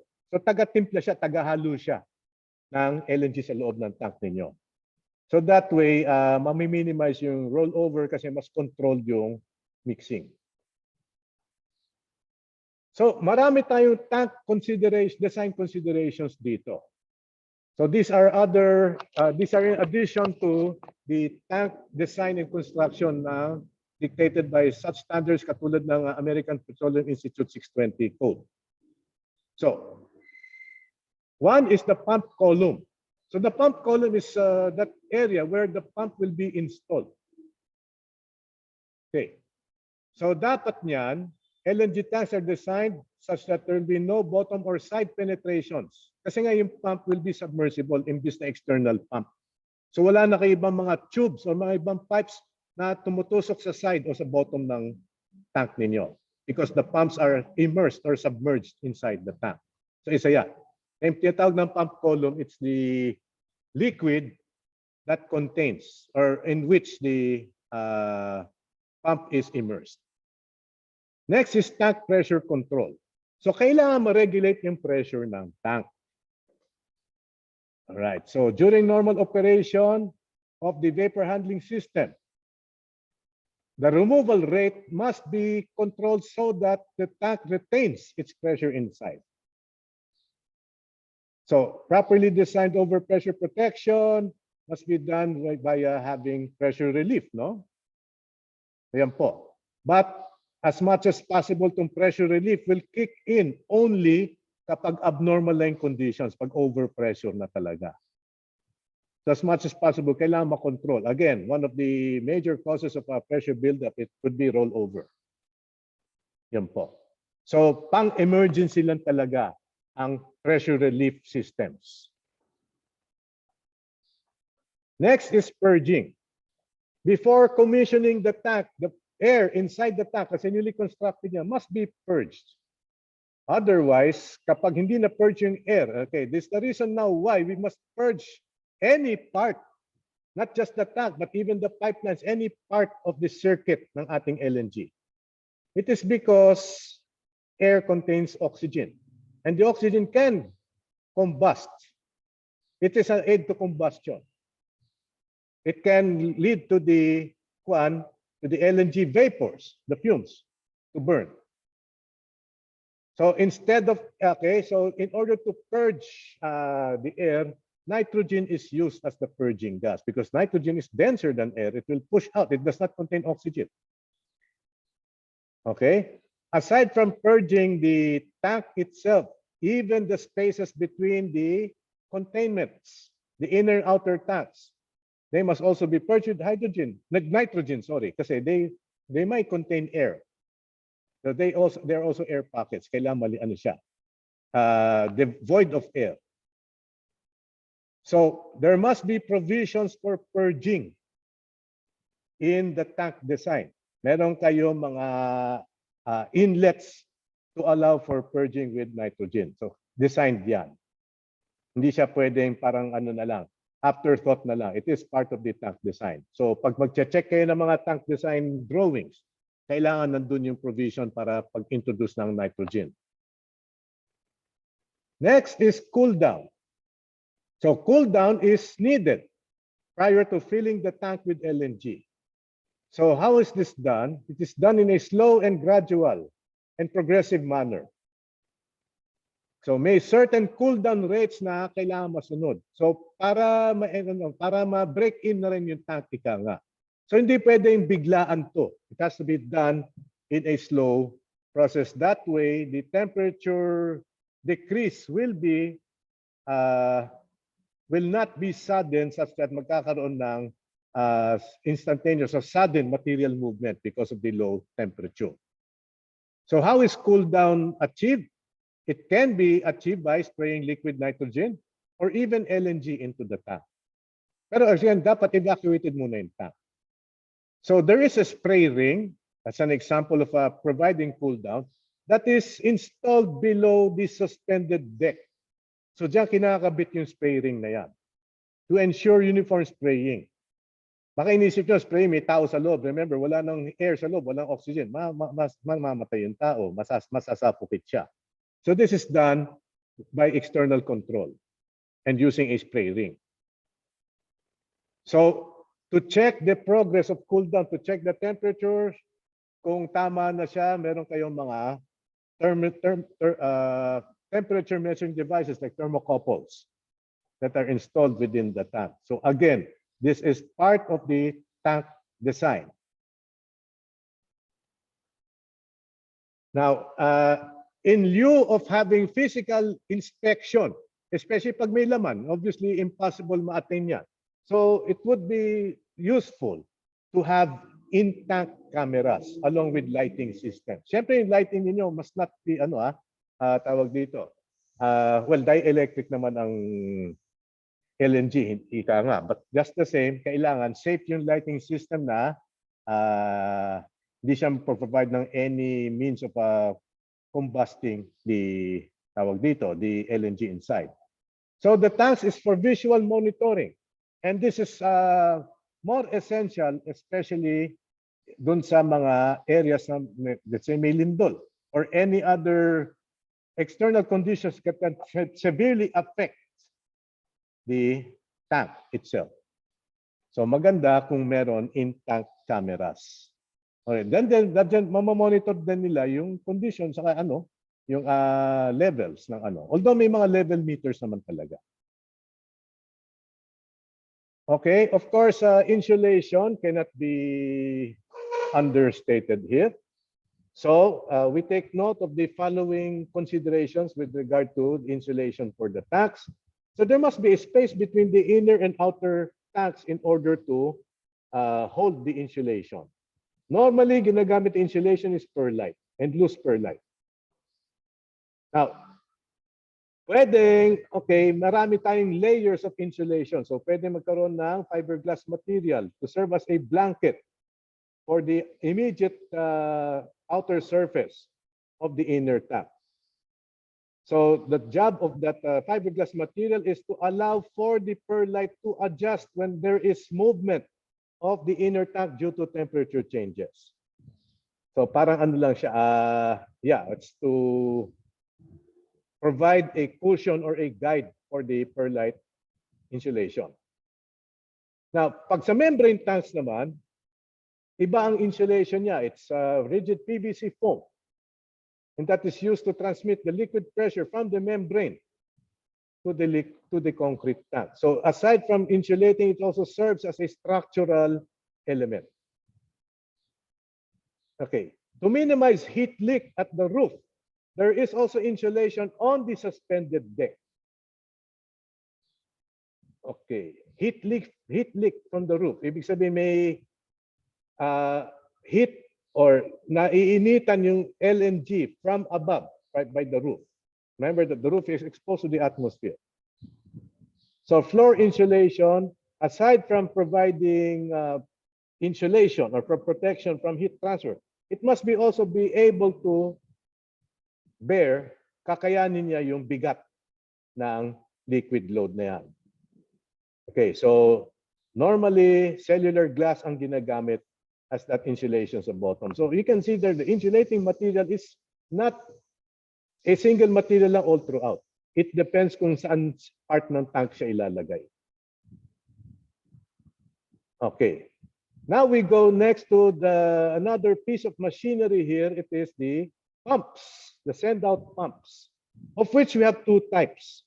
We have the low-pressure send-out pumps that are located inside the LNG storage tank, and the second stage or high-pressure LNG pumps that are situated after the condenser prior to entering the regasification or regasification unit, or what we call the vaporizer.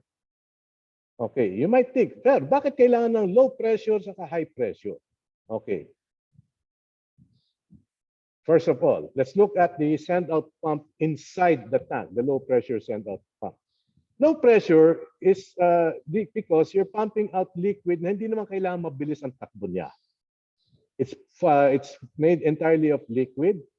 It's pushing entirely liquid. By the way, all pumps kailangan magpa-pump ng liquid yan. Hindi pwedeng nahaluan ng liquid with vapor because nako-compromise yung performance ng pump. So, generally speaking, pumps will pump only liquids.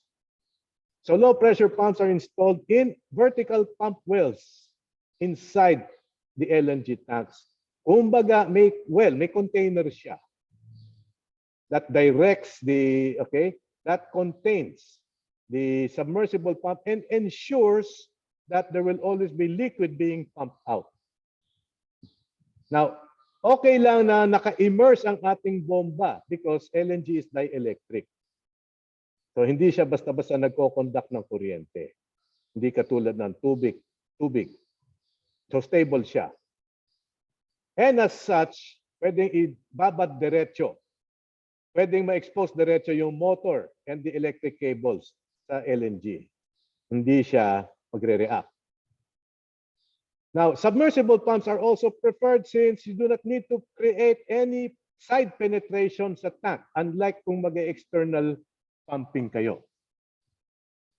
Okay? Also, hindi kailangan ng mechanical seals kasi wala naman kayong penetrating na tawag dito na pipes. Wala kayong penetration for external pumps. So that's why submersible pumps are preferred for this scheme.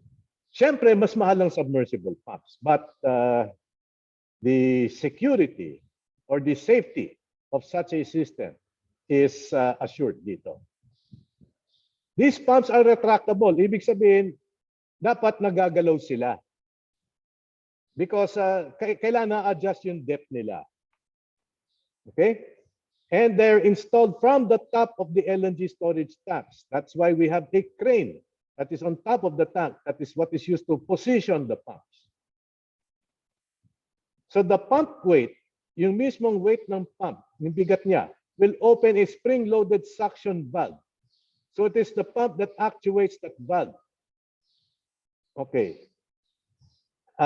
So kapag inaangat yung pump na yan, itaas for repair or for maintenance or installation, magsasara yung valve na yan. So that valve protects the suction side of the pump. It seals the suction side of the pump. Oras na nakasettle na yung pump, saka lang bubukas yung valve na yan because of the weight of the pump. So the pump column is purged with nitrogen first. Kailangan evacuated siya so that there will be no air contained inside. Typical range of pressures being produced by the pump is anywhere from 8 to 10 bar. 1 bar is 1 atmospheric pressure. 1 bar is 14.7 psi. Yung G again is gauge pressure. So yan po. Okay? Low pressure siya 8 to 10. 8 to 10 atmospheres, kumbaga. So enough pressure to push out your LNG.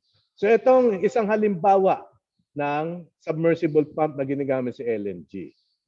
So nakita niyo yung outer casing niya and you see what's inside. You have your impeller, you have your pump shaft attached to the motor. So it's a single unit. So the motor and the pump impeller is housed in a single casing. Yan po. So hindi siya detached pump. Okay? Yan po. So, mangyari yung paghihigop, andito yung higop, dito sa part na to, sa ilalim. So suction is here and discharge is dito sa pipe na to. Yan ang discharge. Ayan po. So tinutulak lang. Labas. Ay, sorry. Saan yung pipe? No, sorry. Hindi yan. Ito yung pipe. To.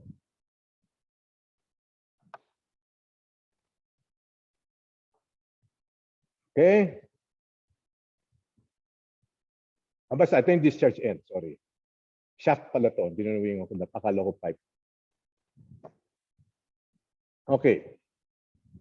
So pump out systems in your terminal. The job of the pump is to raise the pressure of the LNG in order to flow.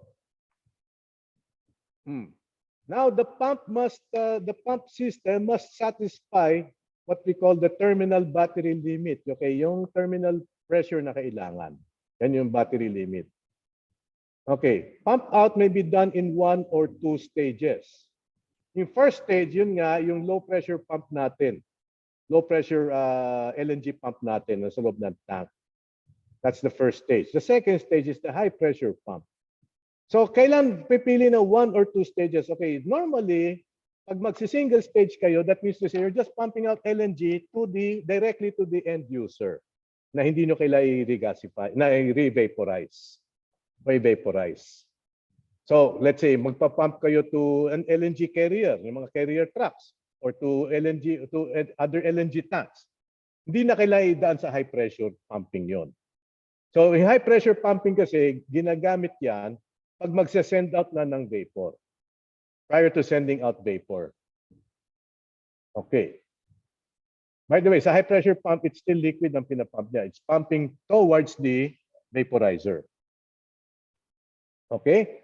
The operating pressure of your vaporizer, recondenser, mamaya, di-discuss natin recondenser in detail, is what will be the basis for selecting the discharge pressure of your pumps.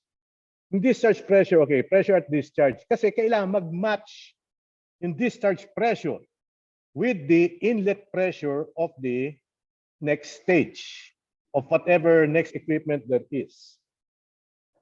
Okay. The pressure of the pump is not just to push the water, it must also push, the LNG. Push the LNG through the pipes, may pressure drop na kayo, and into the next stage. So in discharge pressure na yan must compensate, must allow for movement of the LNG through all of those matatawag nating resistances or pressure drops na yon. Yan po. The reason, okay, the secondary pumps are meant to raise the pressure of the pump to the send-out pressure. Kasi kailangan tuloy-tuloy na yung flow palabas ng installation ninyo, yung inyong natural gas. So kailangan i-pressurize siya para lumabas siya. So the low pressure pump is to transfer the liquid. The high pressure pump is to push out the LNG through the vaporizer and as natural gas at high pressure to flow to the pipelines to the customers or the end users. Okay. So what are the following features and requirements? So nabanggit ko kanina, but okay, just to re-emphasize here. Number 1, they're preferred to be submerged. So pati electric motors nila are immersed inside the liquid. Next, the suction vessel mounting must contain suction and discharge connections. Okay? Tapos, kailangan retractable sila for proper installation and height adjustment within the tanks. Importante yung height. Hindi porket naka-immerse na at any depth, okay na siya. May certain depth na kailangan naka-immerse yung ating submersible pump. They must be made of special materials of construction since they are cryogenic. They are pumping cryogenic liquids. Kailangan, katulad ng pipelines natin, they must withstand the stresses brought about by low temperatures and freezing. Hindi siya dapat nababasag. Hindi siya dapat nababasag at okay. Ayun, primarily, kailangan structurally strong siya. So, the pumps must be tested either at the supplier's side or once in a while sa maintenance pag nagre-recalibrate, nagre-retune ng pump. So, they have to be tested according to their expected level of service. So pag tinetest yung pump, kailangan ang test conditions niya are equal to the actual conditions of operation ng pump na yun. Cool down and startup considerations of pump is also important. Pag magsa-start up, okay, paano yung startup niya? Cool down means to say, okay, oras na magkakalal sa operation niya.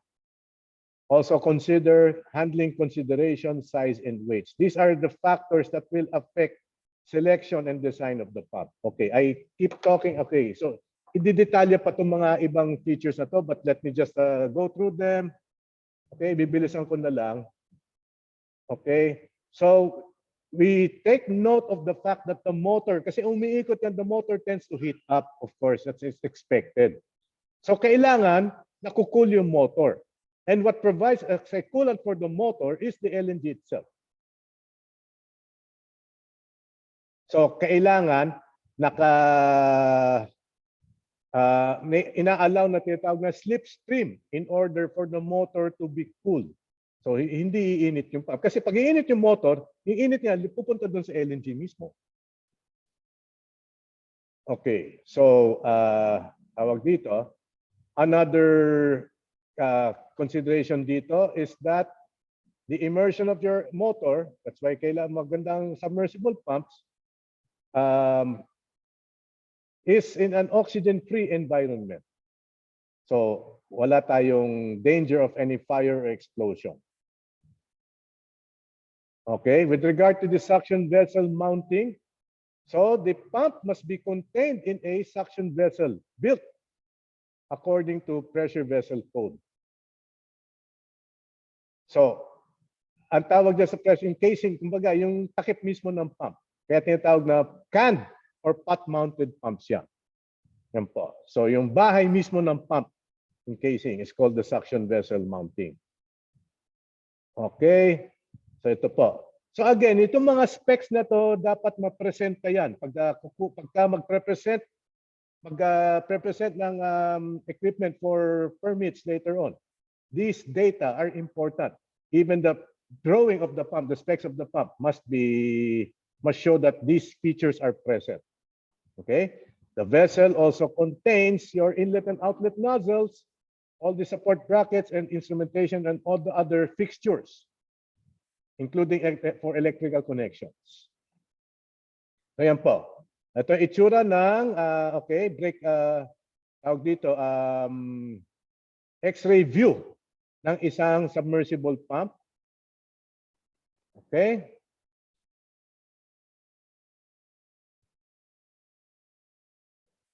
Yan po.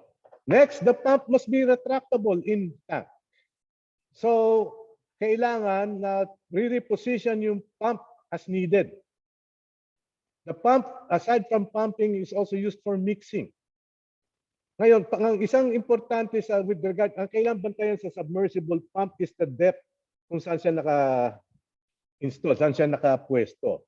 Kung medyo mababaw, malapit na siya sa liquid level, malapit na siya sa top ng liquid level, hindi siya makaka-pump as effectively because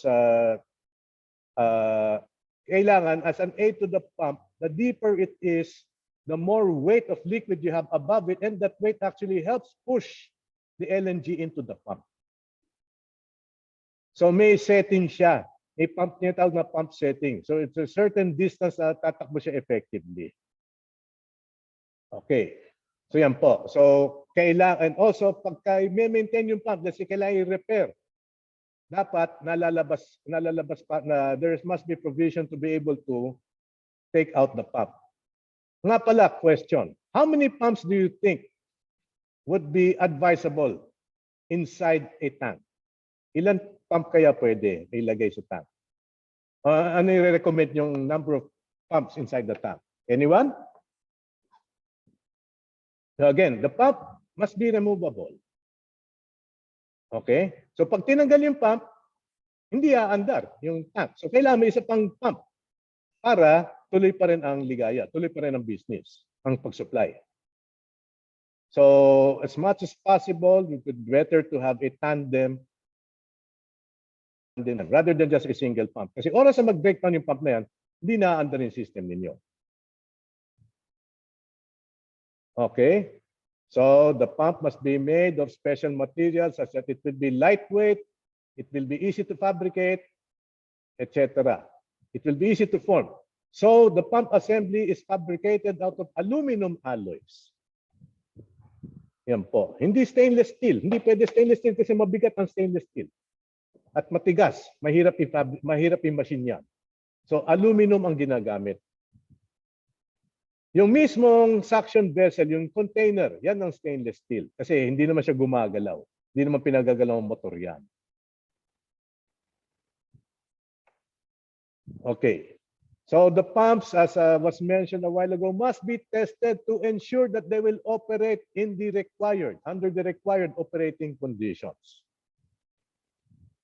Okay, so hindi pwedeng parang dry operation lang yan. Kailangan na simulate niya during testing, the test setup must simulate the conditions inside the tank. Kung malamig sa loob ng tank, kailangan yung test setup nito, ganun kalamig din.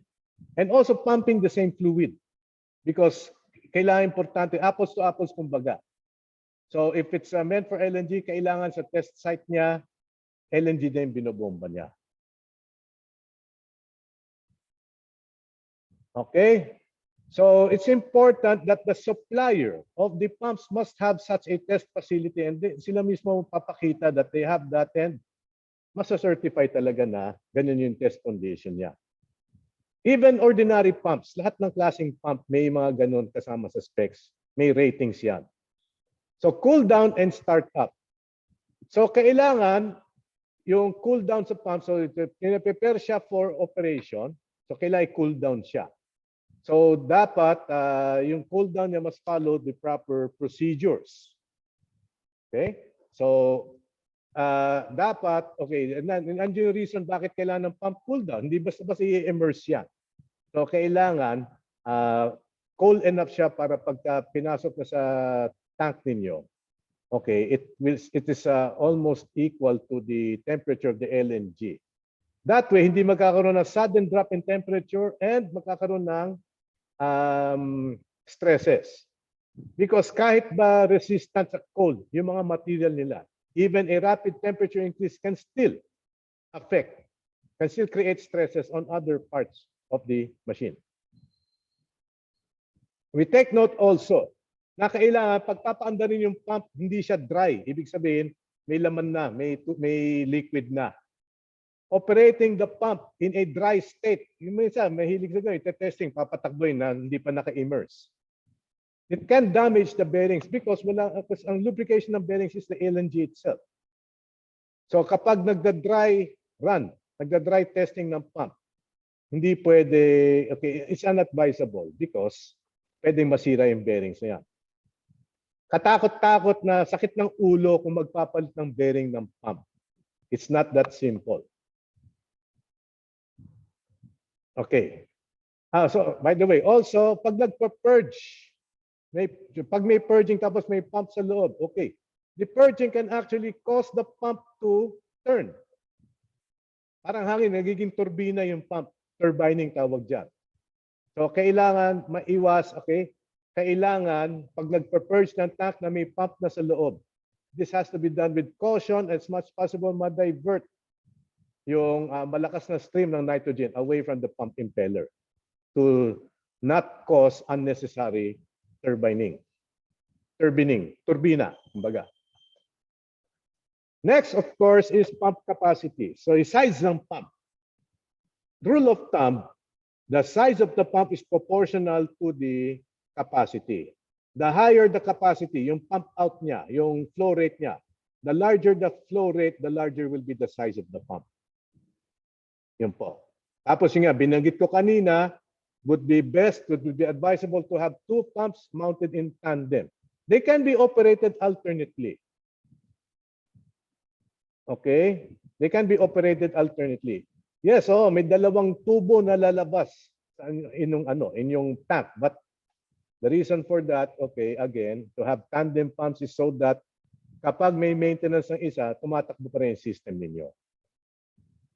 Very rare yung case na tatakbuhin pareho. In fact, hindi dapat gagawin yon because mauubos ka agad yung laman ng inyong tank kung parehong pinatatakbo sabay. Okay? 3 pumps provides greater flexibility of the system. So pump head is also critical. We define pump head as the amount of energy that the pump must develop to push out the LNG.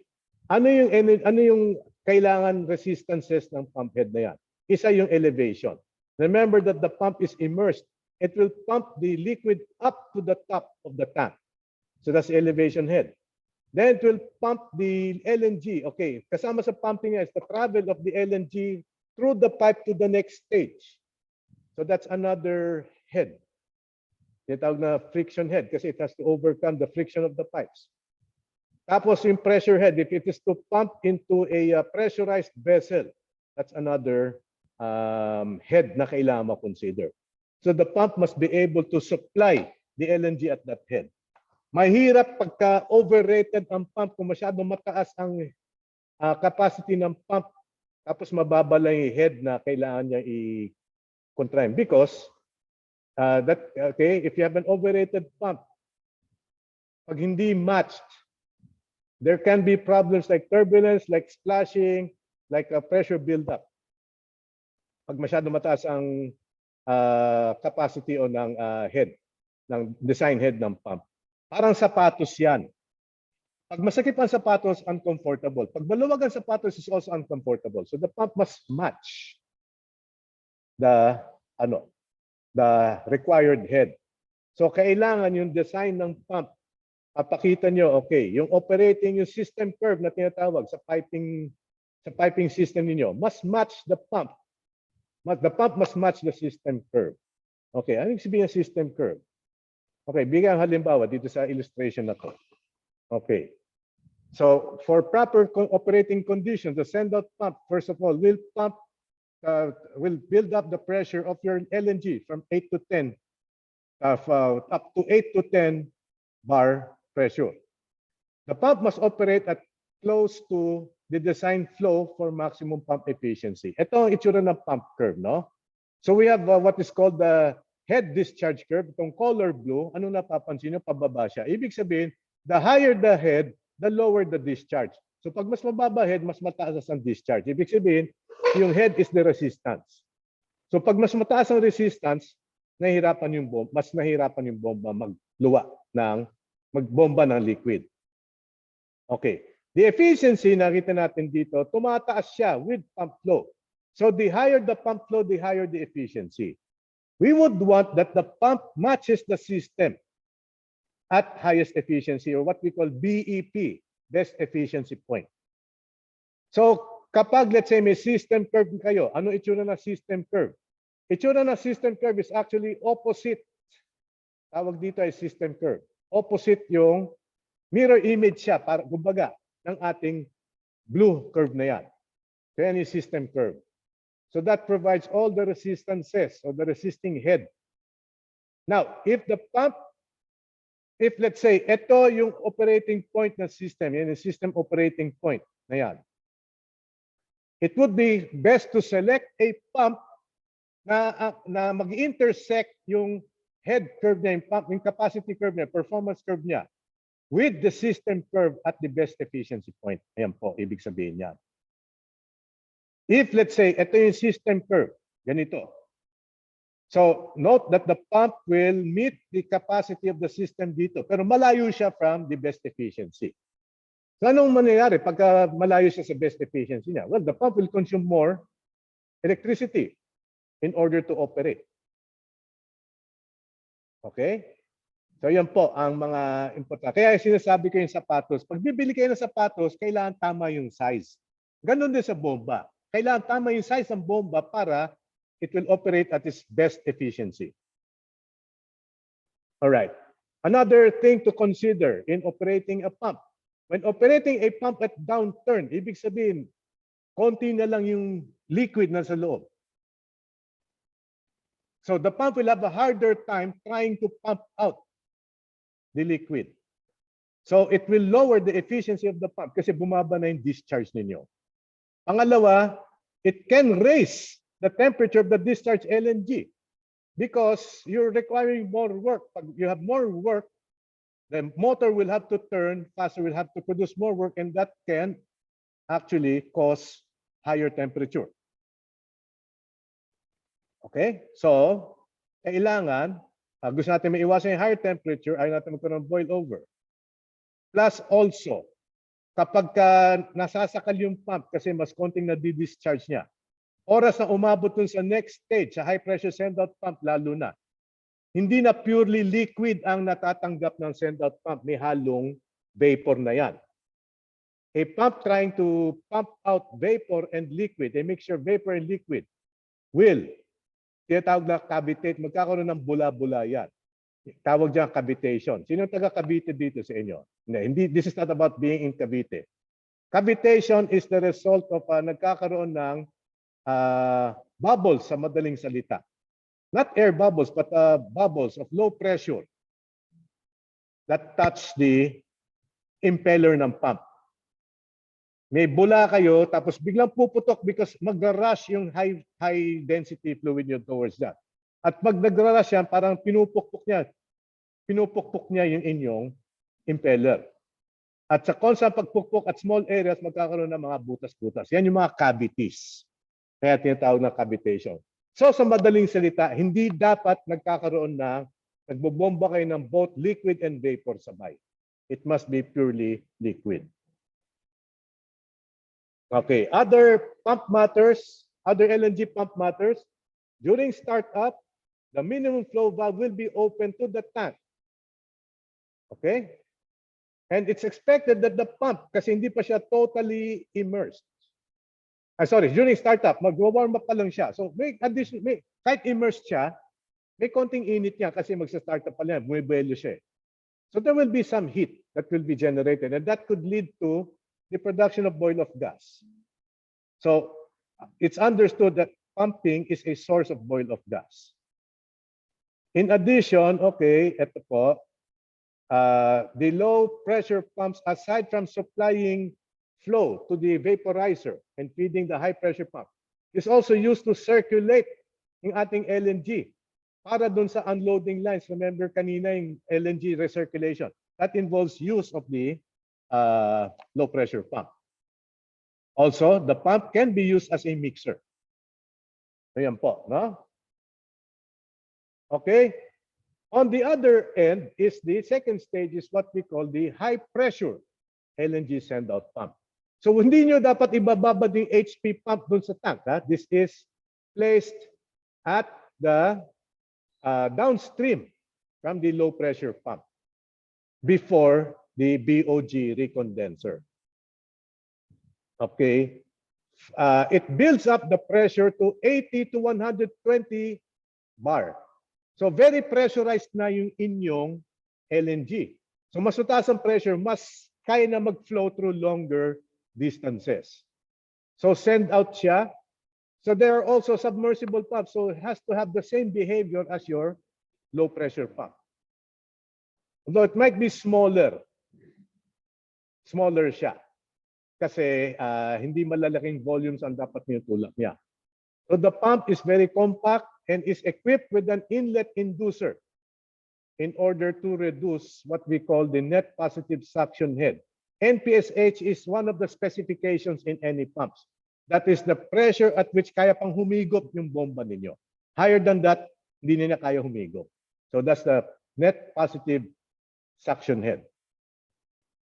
Kasi pag mag-check kayo ng pump specs, makikita yung spec na yan mismo. Ito itsura. So it's also a submersible pump. Similar in construction sa low pressure pump natin, but smaller. Okay? So yung features is very similar sa ating low pressure pump. Of course, dito kasi mas konti yung capacity niya. We expect a small portion to be vaporized during pumping. And this must be vented from the pump casing so that hindi magkakaroon ng vapor lock. Pag napupuno ng vapor ang ating bomba, it will tend to jam or tend to resist the motion of the pump. Vapor lock.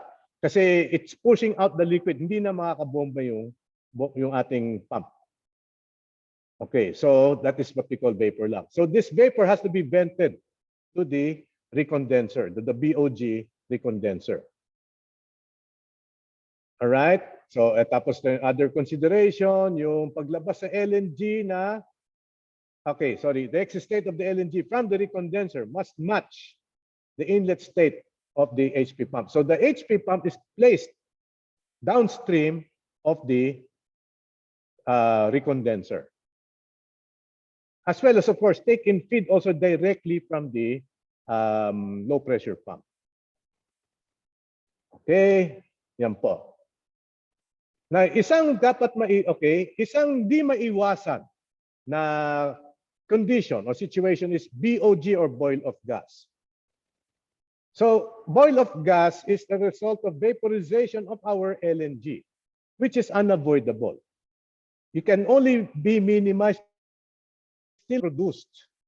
Ang problema kasi with BOG is that, okay, para ma-maximize, para ma-recover, you send out as much valuable LNG. That BOG has to be recondensed. And recondensation means to say more energy input because you require cooling. So that is, kumbaga, parang recovery siya. Sometimes the recovery might be not cost effective anymore.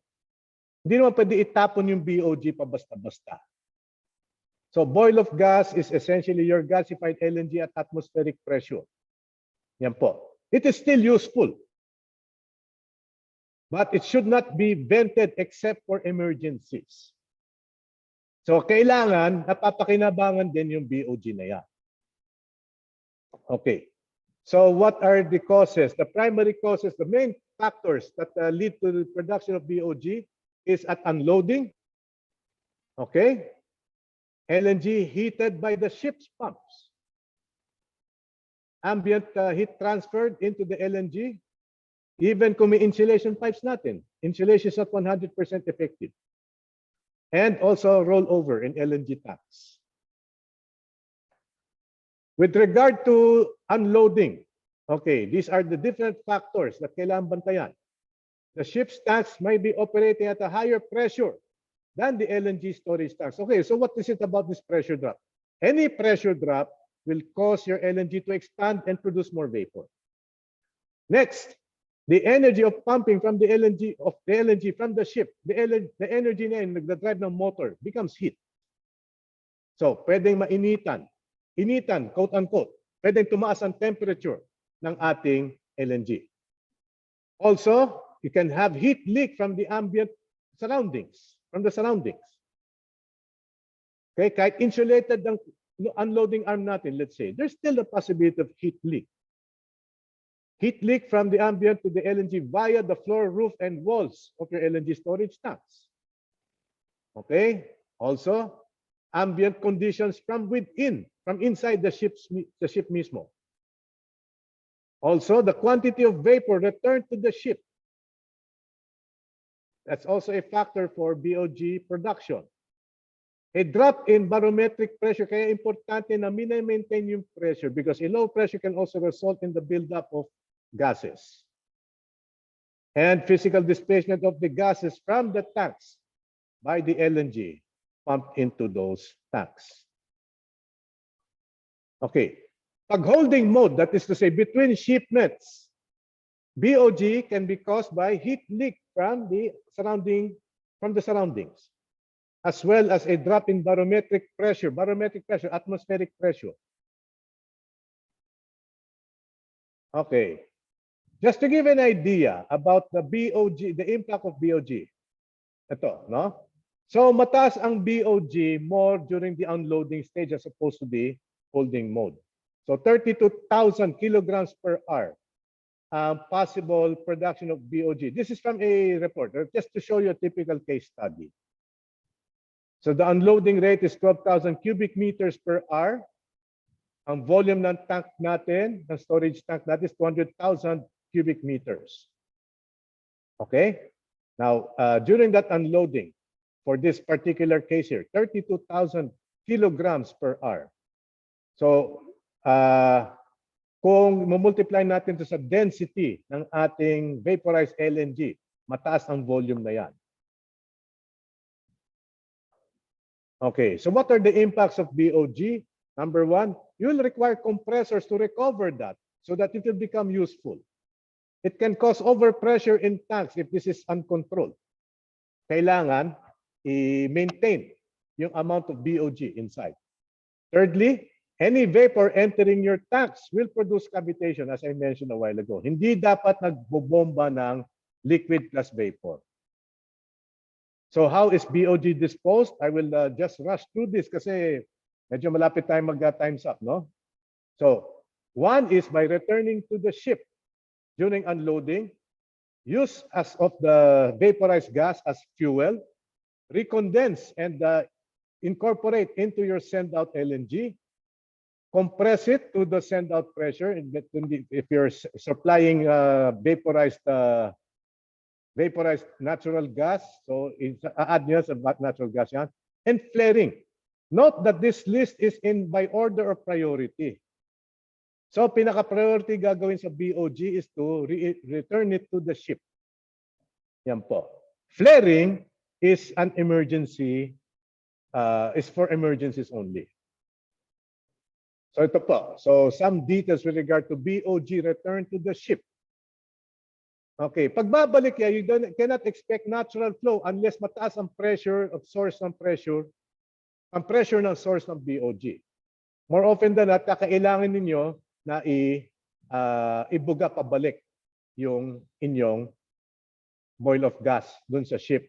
Because it has to have enough pressure to enter the ship's tank again.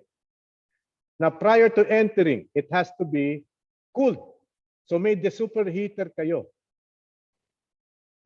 sa jetty prior to returning into the ship's tanks.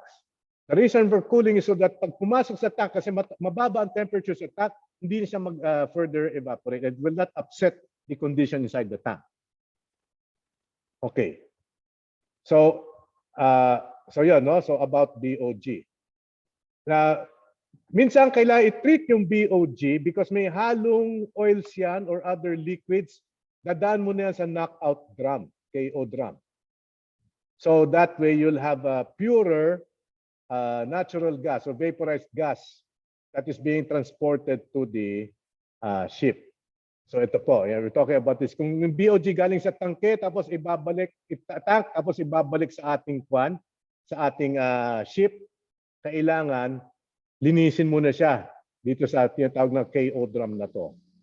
Okay. To separate any foreign liquids from the kwan, from the vapor.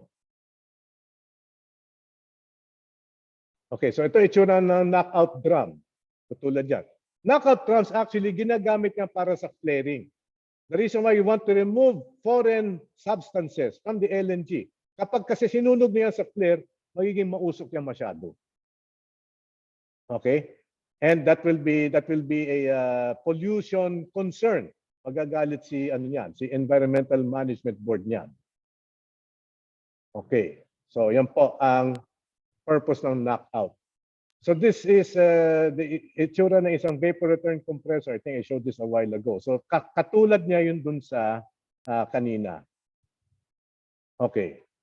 So you can also use the vaporized gas, the vaporized LNG, as in-plant fuel. They can be used for vaporizers, lalo na itong tinatawag na SCV or submerged combustion vaporizer. So hindi nasasayang inyong gas. It can also be used to power a generator set. If let's say you have a generator set that runs on natural gas, pwede rin yan. Okay? This particular BOG is obtained from the discharge of your BOG compressors. So hindi siya fresh from the tank. It is from the compressor. So directed siya.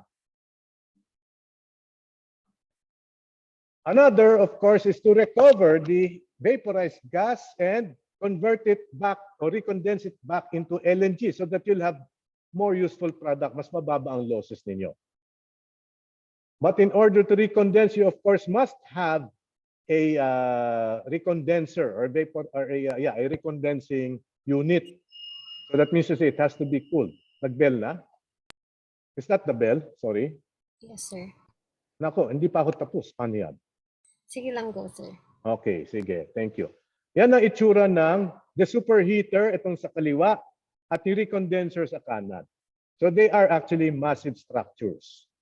So you can imagine the volume needed to, the volume BOG produced in order to, that can be, and the volume of LNG that can be recovered. Okay. So next is to compress the LNG kasi nga low pressure siya. So i-compress nyo to high pressure and incorporate it into your send-out vapor. Kasi send-out is natural flow na tinutulak na siya palabas. Yan po. And finally, flaring, which is the last priority. So flaring only for emergencies. Okay? So the equipment here to be used is the recovery and treatment systems for BOG. So we're talking about that part where you want to recover the LNG. So how does this work? Your vapor flows into the LNG. It is then subsequently cooled, compressed and then cooled or allowed to liquefy.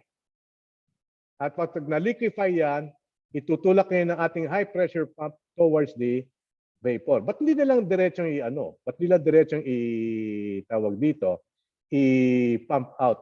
Because the LNG, all right, you have more mass, you have yung inyong tawag dito, yung inyong vaporizer, let's say, has a certain requirement for the input of LNG. Kung kulang, hindi siya mag-perform na masyado maayos. Okay. So ito po. Or if you want to recover, kasi nga, you're supplying LNG mismo, you want to get as much LNG as you can. That's another reason for recondensing. So the function of your recondenser is to condense your BOG. Okay. It also serves as a mixing drum and suction drum for the HP, for the high pressure send-out pump. And also maintains the pressure for the high pressure send-out pump. So ito yung circuit diagram or schematic diagram ng recondensing system natin. Ito yung mismong recondenser. Yan. So what cools the vapor? What causes the vapor to condensate, to condense? It is liquid. It is also LNG. Yan po. So the LNG is what is used to recondense yung ating vaporized natural gas. Yan po. So, prior to recondensing, kailangan i-compress muna. So, kailangan itutulak muna. We build up yung pressure ng ating vapor. That way, we get more recovery, more LNG from the vapor. So, kino-compress natin para maging masiksik, para pag oras na kino-condense siya, mas maraming yield ng LNG makukuha. So, yan ang trabaho ng LNG compressor. Ng BOG compressor pala, sorry. Yan po. Yung compressors dito can be either centrifugal or reciprocating type. Now, the choice of centrifugal or reciprocating type depends on the quantity of BOG to be processed. So, rule of thumb, pag mas malaki ang quantity, centrifugal ginagamit. Pag mas maliit, reciprocating. Okay. But since we want to minimize BOG production, so para makontrol yan, it would be better to have reciprocating type of BOG compressors into the system. So kailangan talaga makontrol ang production ng BOG. So yan yung itsura ng mismong BOG recondenser. So heat transfer takes place dito. Ito, this part here, dito kayo may mix ng vapor and liquid. Yan po. Tapos nako-collecta yung liquid dito. So dito nako-collecta yung liquid that is then being supplied to the HP pump. Yan po. No? So kailangan liquefy siya. Kasi low pressure pa rin siya. So yan itsura ng inyong high pressure, ng inyong BOG compressor. So expected na magyeyelo yung compressor natin. Katulad itong retrato sa kanan. Because mababa pa rin temperature ng natin. Ng BOG. So frost is expected to happen. And again, this is allowed because that will serve as an insulator. Okay, so this just shows the more detailed construction, including the controls inside a BOG recondenser. For those who will be looking into permits for this, okay, we take note of all the following major components. So this is what we call a packed bed BOG recondenser. Impact bed, nandyan napapack yung inyong liquid, okay, dyan okay, that contains packing material that allows for the proper mixing between vapor and liquid in order to condense the vapor. Okay, so ito yung mga design considerations for the BOG recondenser and the high pressure pump. So ito po, so we take note of the key control parameters. Isa dito yung liquid flow rate to the pack column, which is controlled by the flow rate controller based on your BOG flow rate. So hindi pwedeng masakal yung inyong pack column, hindi naman pwedeng i-overload. Kailangan control siya for proper condensation. Next is tawag dito. Yung LNG send-out natin is fed to the lower section. Nakita nyo kayo, dinowing to. Okay. Ito po. So, iba dyan, illustrate ko na. So, the vent from the HP send-out pump is recollected at the recondenser. So, nire-circulate yung anumang vapor from the HP pump is brought back to the recondenser. Okay. Ito po. Tapos ito, importante ito. Elevation difference between the recondenser and the pump must be sufficient. In general, the recondenser, the bottom of the recondenser must be higher, must be at a higher elevation than the suction side of the pump. Sorry, submersible nga pala yung pump, no? All right. Okay, sorry, may collector kasi pala. Yeah, may collector siya. So tama. So the recondenser must allow for enough liquid to accumulate around the pump. Okay, regasification unit. So ira-rush ko na to. So regasification in the event that ang order from the installation is natural gas, kailangan i-vaporize siya. And these are the common types or main types of vaporizers. Isa dito ay tinatawag na open rack. As the name implies, the heat exchanger, the rack itself is exposed. Okay? Is exposed to the heating medium. Again, heating sinasabi is the heat transfer medium. In this case, the heating fluid is seawater. So seawater is sprayed onto the rack, and that causes the liquid natural gas to vaporize. Okay? Yung init niya actually malamig pa rin. Kumbaga, malamig para sa human touch. But it's already enough to cause vaporization. So yan yung principle niya. It uses seawater, fresh seawater that is pumped into the rack. So ito po, ang itsura ng a more detailed diagram of your ORV or open rack vaporizer. Ito po. So nakikita niyo yung process flow niya. Okay. So ito po, you'll have this material anyway. I will not discuss this in detail anymore, but take note of the construction of our ORV. May proper layout yan for proper heat transfer. You can imagine, let's say, yung condenser, let's say, ng air conditioning unit natin. Parang ganyan dapat layout ng pipes natin, ng tubes natin sa rack na yan.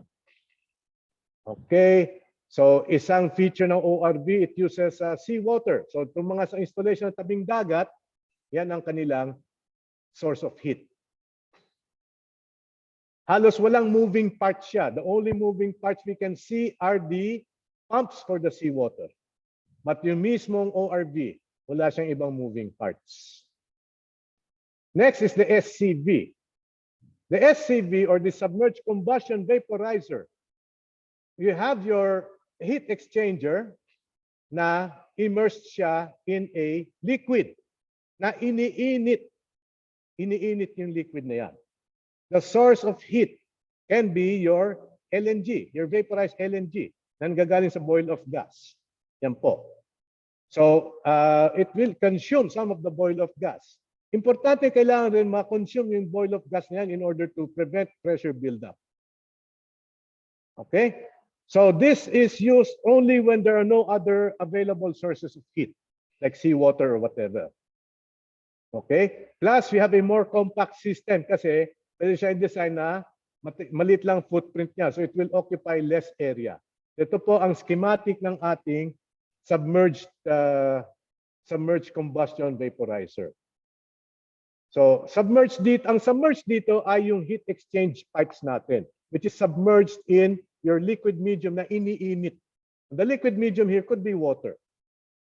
But you do not need to circulate the water, it's just contained. Unlike dun sa open rack na sinecirculate siya, hindi siya pwedeng contain. Bakit yung sa isa sinecirculate? It's because eventually lalamig na rin yung seawater niya, hindi na siya makaka-heat transfer. O yan po, yan ang itsura ng submerged combustion vaporizer. Okay, ito ibang features niya. So this will involve burners.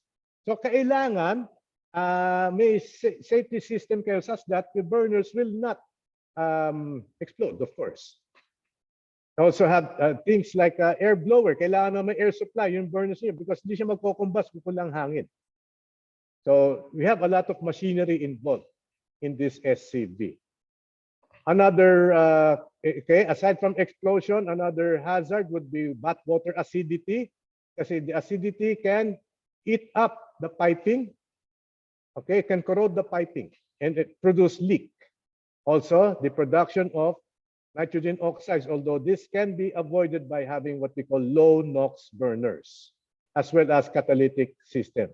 Problema lang pag gumagamit ng catalyst reduction systems, you will end up burning more fuel. Okay? Another is this IFV or the intermediate fluid vaporizer.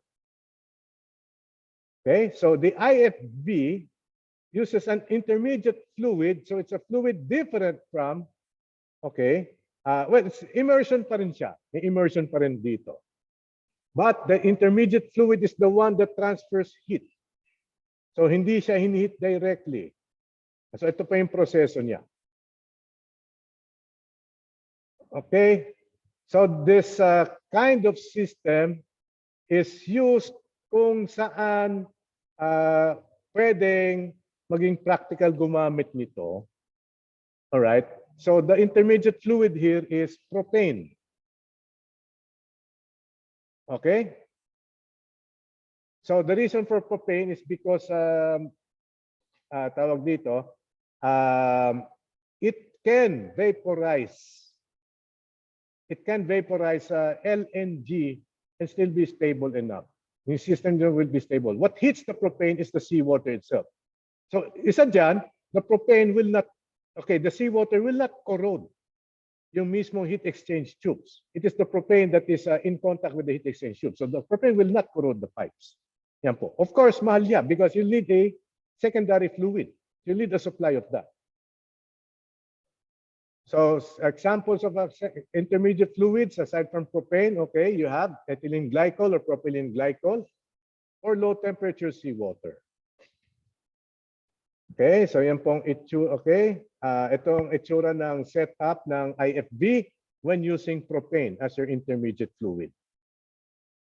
At ito yung itsura ng structure ng actual IFV vaporizer. The next or the last type is what we call the AAV or ambient air vaporizer. So ang kanyang heating medium here is the ambient air. The ambient air is pushed down by means of the fan towards the downwards and passing through the heat exchangers. Yan po. Okay, so this is used more for smaller installations.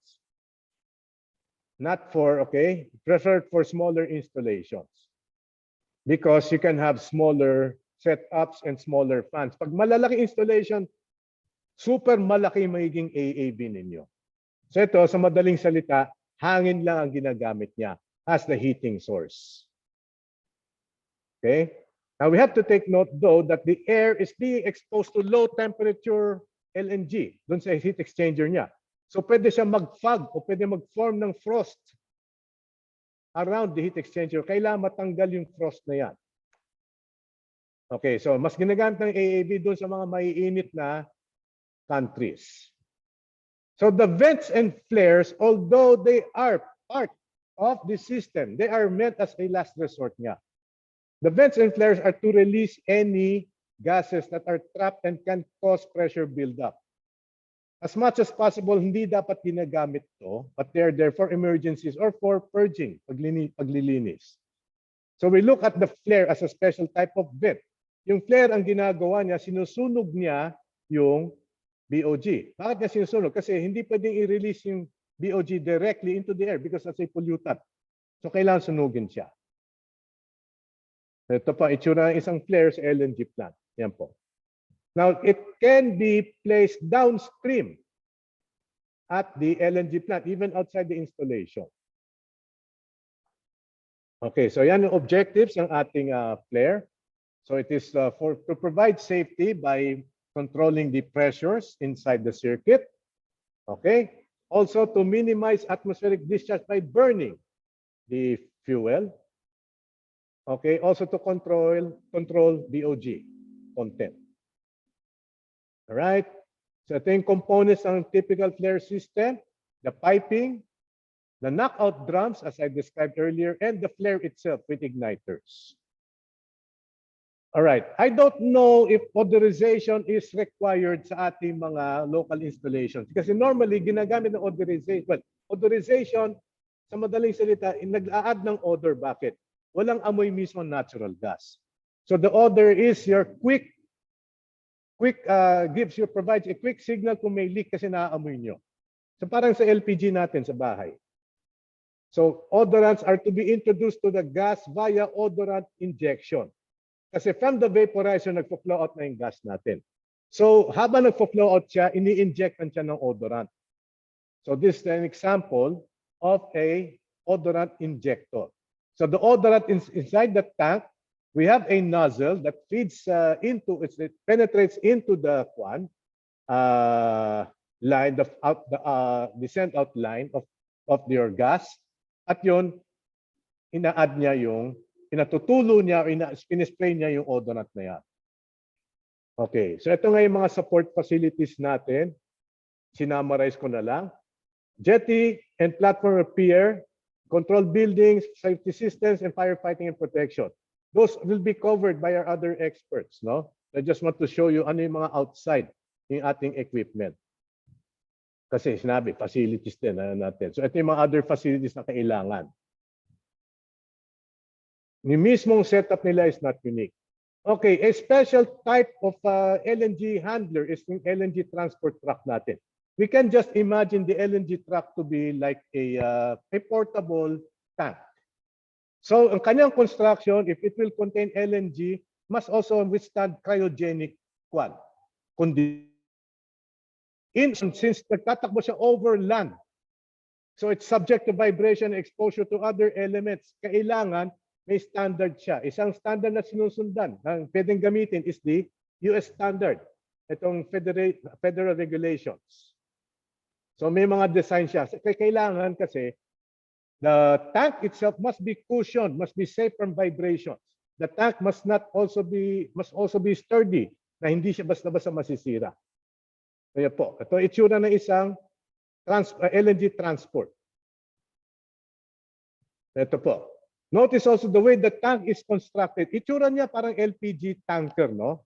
So kailangan round ang surface niya, walang kanto, kailangan cylindrical siya para yung stresses sa loob ay kakayanin niya, yung hoop stress ay maayos. Okay? Rounded ang surface for streamline. Also, and to allow for tawag dito, streamline, so lower air resistance. Also, the tank, since it is also subject to negative pressure, to lowering pressure, hindi siya dapat magka-crumple. So, kailangan reinforce siya. Hindi ako salesman ng ganitong transport trailer. Ba't panay brochure pinapakita ko? I want to show clear pictures. So, ito yung construction mismo ng tank. Actually, like I said, para siyang ating mga LNG tanks, double-layered, double-shelled din siya. So, the outer shell is to protect the inner shell which holds the LNG itself. Okay. So, ito yung mga, okay, this is from a brochure of one of the known manufacturers nito. Ano yung conformance sa standards niya, ano yung construction niya. So the inner pressure vessel is stainless steel and the outer pressure vessel must be strong enough, made of carbon steel, a combination of carbon and stainless steel. Okay? It must also have a fill, drain, and vapor return access.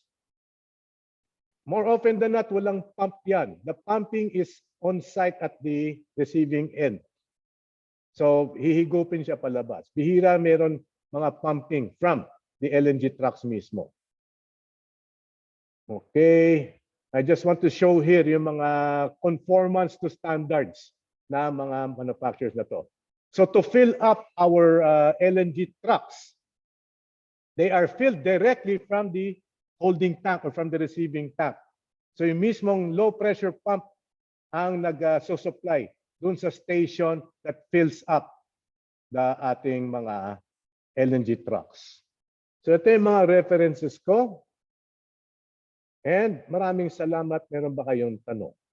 Sorry, talagang matagal ang aking presentation because I want to show all the details para pag nag-check na kayo, okay, at least you have very good ideas about the different features ng mga equipment natin. Thank you very much. Yan. Thank you, Dr. Reyes, for that thorough and comprehensive discussion on mechanical systems. Now we'll open the virtual floor for questions. So for the participants who want to ask questions directly, please press the raise hand icon. Or we will also be reading the questions posted in the chat box if ever meron. Stop share na pala ako. Okay. Sige, sir. So anyone from our participants? Kising pa ba kayo? Laging nangyayari sa mga estudyante ko yan eh. Ano eh. Kailangan ng kape pagkatapos. Actually, sir, ang dami nating participants, ano? Thank you po. Thank you everyone for staying with us. Dami kong fans pala. Blockbuster again. I'd like to thank Jenny Lynn kasi malaking bagay din siya sa information na kinakailangan ko. Okay? Thank you, Jen. Okay, so do we have any questions from our participants? Wala. Naintindihan nyo lahat? Yes. Galing ah. Ladies and gentlemen, panay overview yan yung details talaga when we start to discuss yung mga standards natin mga hanapin. But yun nga, at least you have a general idea now. Okay. So if there's no questions, thank you po. Thank you everyone.